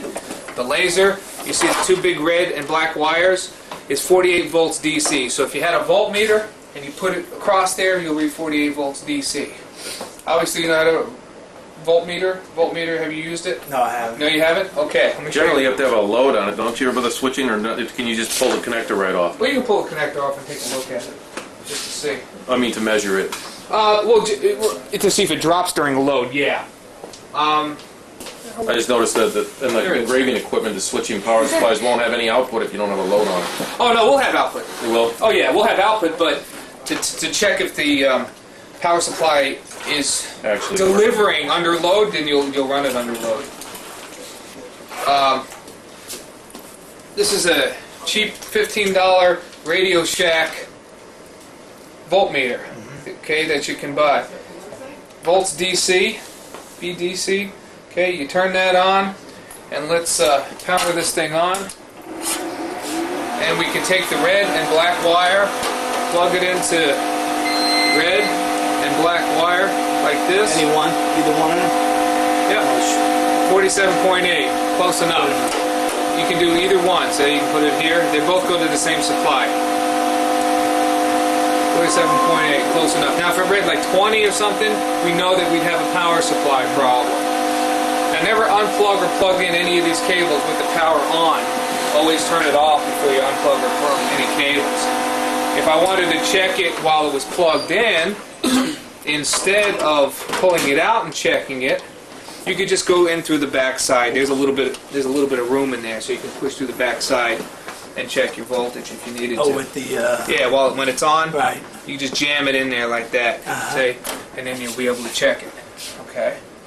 But the whole concept is that you understand is. Okay. From what he was saying before, I didn't understand too much. So if you were going to check it with a load on, that's the way you would do it? Because then the laser would be firing? Almost. The laser's not going to fire until you actually send a file down and you run it. Okay, so let's say you were cutting something. To check it under load, you'd have to start the whole process and start cutting something and watch to see if the voltage stays at 48. If the voltage drops. So set that up like that and then start running and then start running it like you're working a job. Right, okay. And then check it and see if it drops. It's a minus. Yeah, it'll fluctuate. Well, one thing to keep in mind too with this is that you have access to the service technicians. Yes. And when you're out there and you're saying, "Oh my God, I forgot," you call up the service department saying, they're going to get to know you guys. I know, that's like a fear of mine. I'm going to call them up out there, and I'm not going to be totally up to speed. Yeah, don't worry about that. I have to be. And then he's going to say, "Did you do this? Did you do that?" And I'm going to say, "Well, It's coming in. right." Now here's one thing that is really important though, is checking your AC voltage. Okay, we do recommend having a power meter here. Not so much in this country, but in a lot of countries I go to, we have problems of input power. I was in Yugoslavia. This guy had 260 volts Oh my going God. in, and we're rated maxed out at 230. And this guy took out a CPU and he took out a laser tube from excessive voltage. And without having this to say, hey, you caused the problem here. We got to get this voltage fixed. I wouldn't have been able to tell it. We would have popped in some more components and they would have blown up too. So I'm just going to take my ground wire and one lead over here, and you're gonna read your AC voltage. As soon as I get it to touch. Come on. That's the neutral side. Of course, that doesn't work. There. 114, 113.8. It'll fluctuate a little bit. That's It's an normal. old hat for you, huh? But you go in and you've got your AC voltage there. That's normal. We can take anywhere from 100 volts up to, here in the United States, it's 120, 125 maximum. We do have 220 volt rated machines, but that's for international. There is no difference. These are auto switching power supplies, meaning that if we plug this thing into 220, it would still work. It would still run as normal. However, the only difference is we'd have to change the fuse. Now, that's not your concern. Everything that we sell here in the United States is going to be 110. You just take it, plug it into the wall, and away you go. But you may run into an industrial environment that might want it as 220. You've had this happen? And when we make a 220 machine, we really don't do anything to it except change these two fuses here from 10 amp to 5 amp and change the sticker, and now it's a 220 machine. We don't flip any switches or anything else like that because it's auto switching power supply. And does it still run on 48 volts? Yes, it still turns it into 48 because that's what really runs it is the 48, Right. not the incoming. Uh-huh. Now what does happen with some people, which has caused a problem, is having a bad ground. Has that been a problem with engraving machines ever in the past? It can. I mean, not so much. If you have a floating ground and the person gets zapped, I mean, Yeah, safety-wise. yeah. Sure, but has it ever caused mechanical problems with the machines or file transmission problems or things like that? Not really. No? No, not. Haven't had much issues with that. No. Because what has happened to us, bad grounds, has caused damage to our CPU because it's not protected electrically between the computer and the laser, and it's damaged the ports. Yeah. It was most of the older equipment. Maybe the new engraving equipment would have that issue if it did occur, but Okay. no. Okay. Anyways, this little $15 gadget, I love it. Fits in your pocket, you take it with you, just in case you got to measure something. And again, if you need help measuring something, just call. Granted, we have a 3-hour time difference, Which is good. which is good for you guys. Yeah, good for us. It's kind of rough for international stuff and overseas on the West Coast, but it's good for you because the later you are, it's still early for us over there. We're at a job at 5 o'clock. It's 2 o'clock there, and you're just getting back from lunch. The only problem is if you're there early and you need help, those guys aren't even there. Now they're there at 7 o'clock, which is 10 o'clock your time. Only At least for now. half the year, right. But we don't change time in Arizona. So when you guys do daylight savings, you got power supply here, and I'm going to unplug the laser, put it down, and let's go over the CPU, okay? The CPU is actually located right in here. Now normally what I would tell you is never disconnect or connect the cable with power on, especially on the computer. If you did have to do that, just make sure everything is plugged in and not on, but just plugged in and then disconnected. So if there's any static, it can take the ground path and prevent damage to components. But the best thing to always do, have your computer off, have your laser off, have them both plugged into the wall but not on, and then connect or disconnect your connection. Because this has damaged the port in the CPU as well as ports on computers by doing that while the power's on. Static charges, dashing across the carpet, you know, and popping it. Okay, now inside here's the CPU. I'm going to take these screws off, and we're going to take a look at the CPU and show you the brains of the outfit.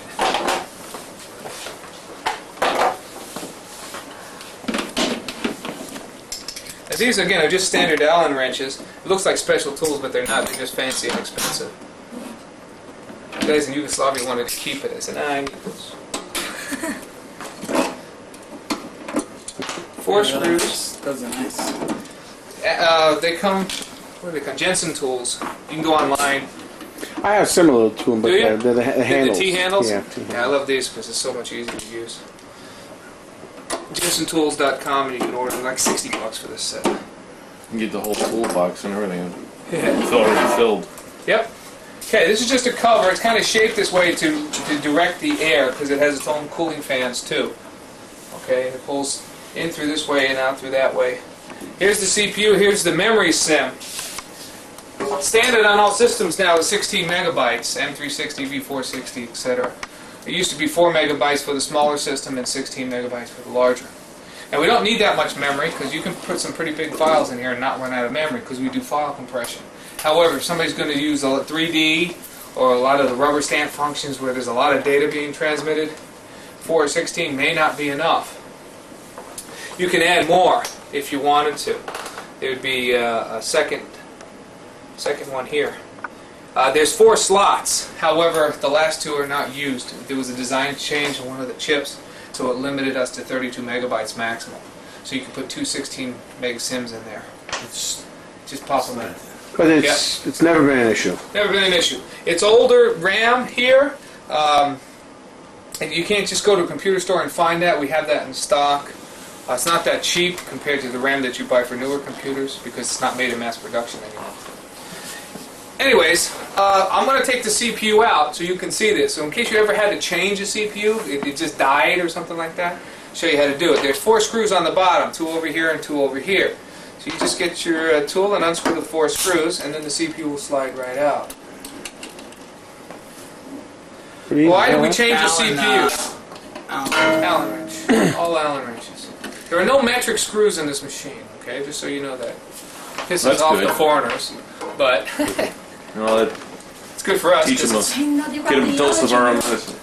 Now, there are some people who have no problem doing this by themselves. Sure. And there are others who are deathly afraid of doing this. right. Not to say that they would do this often, but in the event of a failure, it'll be done. Because the CPU has a lot of stuff going on. Now, if say a customer called up Arizona and said, "I got this problem," and he diagnosed it as the CPU. Right. All right. You tell him, "Look, it's a CPU. Right.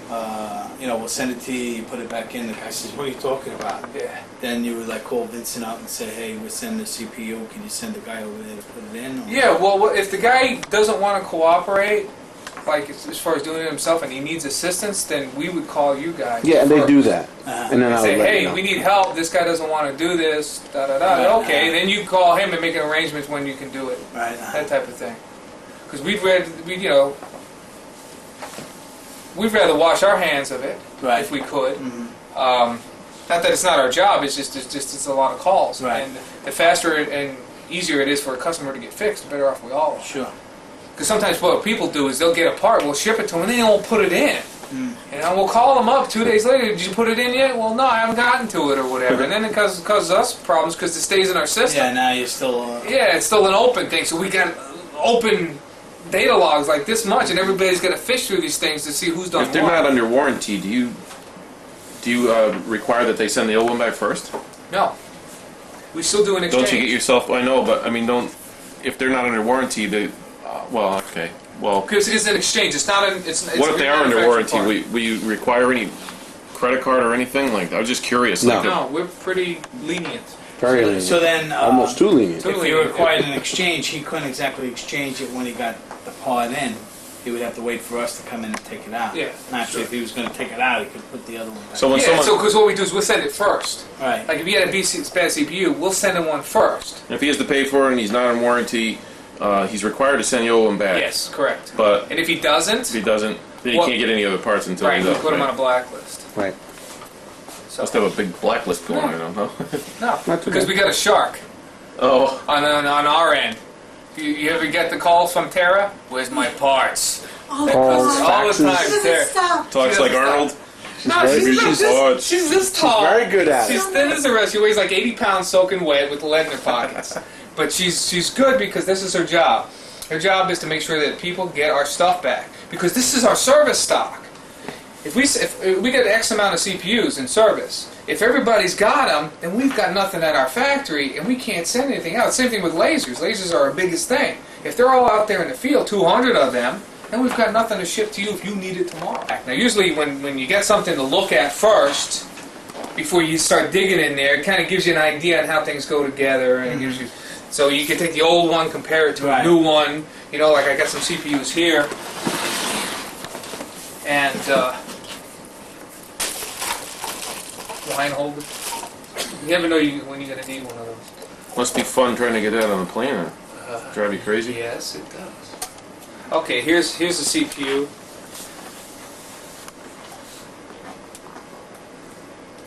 Okay, see that? You can see the connectors and stuff like that. This one's all busted up. Wow, they really chucked this one. Did my baggage. That's not going to do me any good. Anyways, I got my CPUs here, so we'll send them out. We might not send it with the SIM.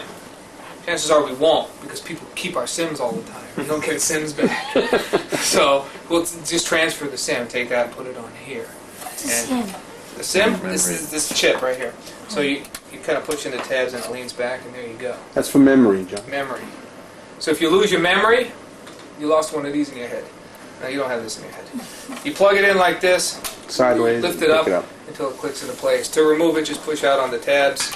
Jeez, I feel like a stewardess. Release the buckle.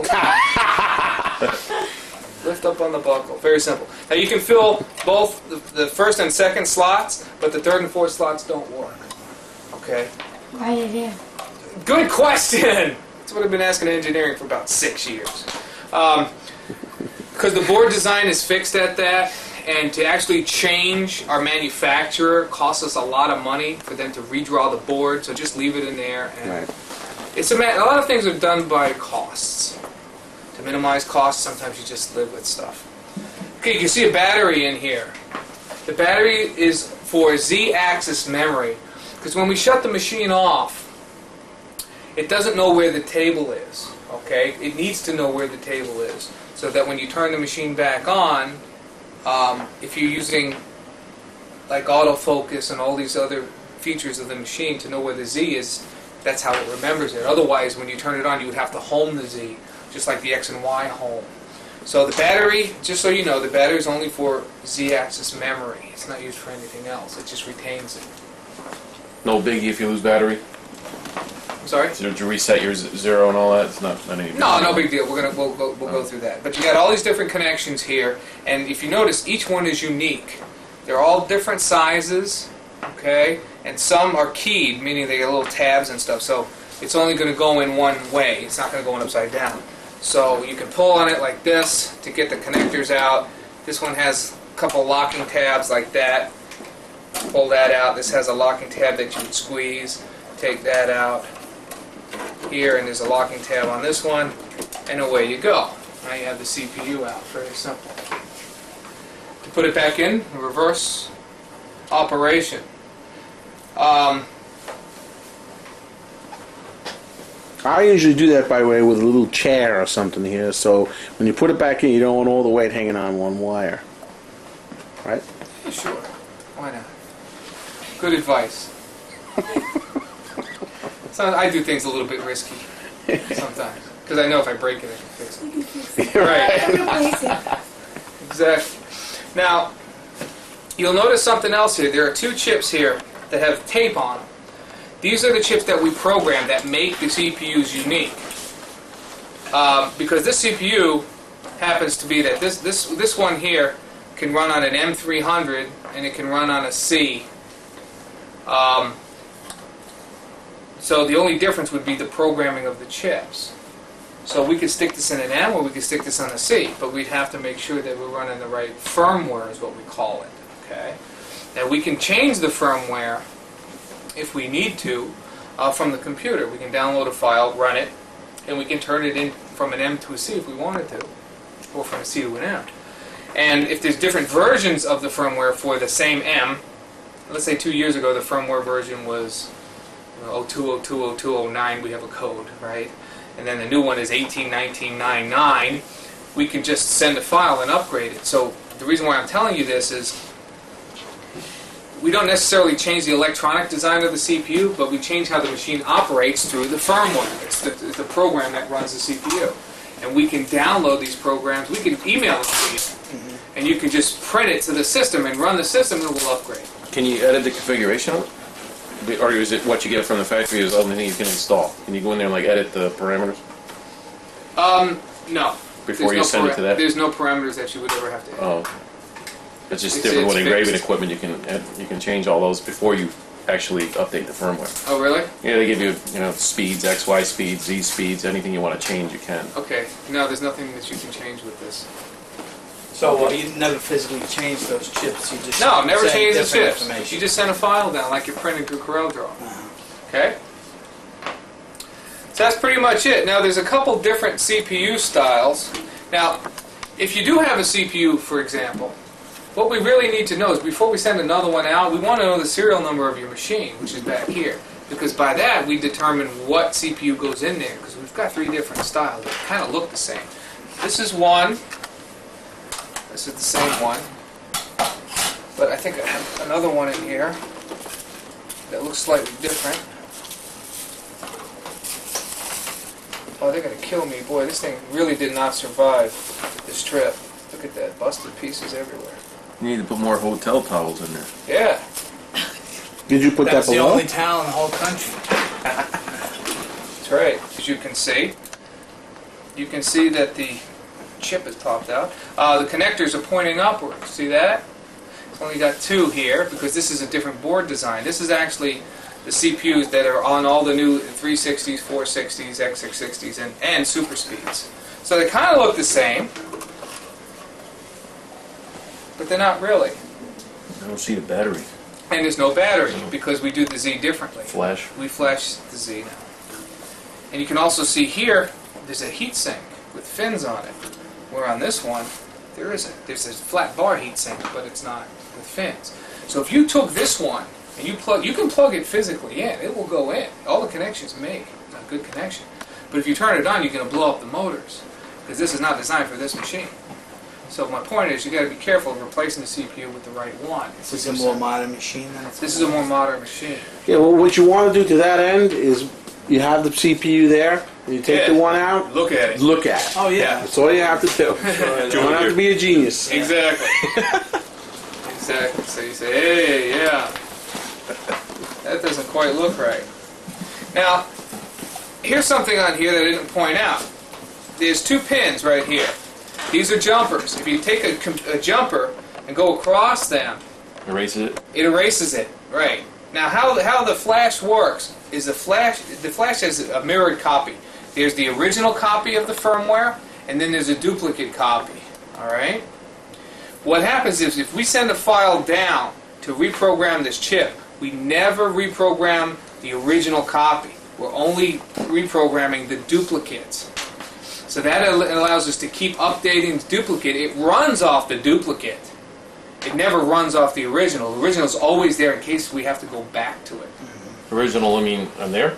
Yeah, the original never gets I mean, erased. if you erase it, You're not really will erasing it automatically reprogram the... It will do it if you jumper this. Okay? That'll send it back to its factory? Yes. Oh, okay. This will resort it back to factory defaults. So in order to make that work, let's say you screwed it up and you were trying to update the firmware and it didn't work, and then the machine didn't even turn on right, it wouldn't run. You just take a jumper or even a coin. You take a penny, and you hold it across this thing, like this, and you turn the machine on. I think, Vince, use your tongue, don't you? Yeah, right. Then as soon as you do that, and you hear it beep, and you hear that it comes up and everything, you can let it go. And what it will do is it will copy from the default old part into the duplicate part, and then everything will get No restored. chance to get an electric shock. No. Just don't like put the coin across the chip's legs or something like that. Okay, just make sure you hold it there. You won't get shocked. It's 5 volts DC. You won't even feel it.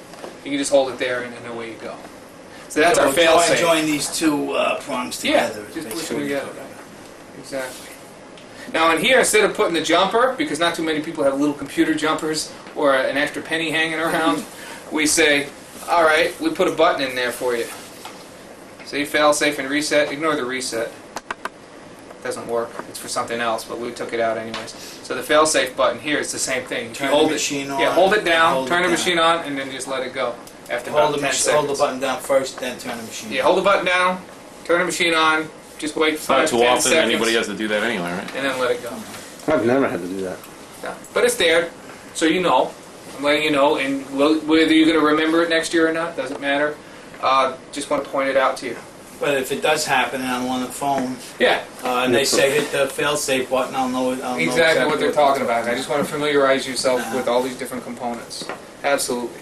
Again, not teaching you to be a tech, just teaching you to be familiar with the stuff so that when you do run into trouble and you don't understand it, to talk to our techs on the same level. Now, I see that you have the tube out. Do you need the tube out to take the CPU out, or? No,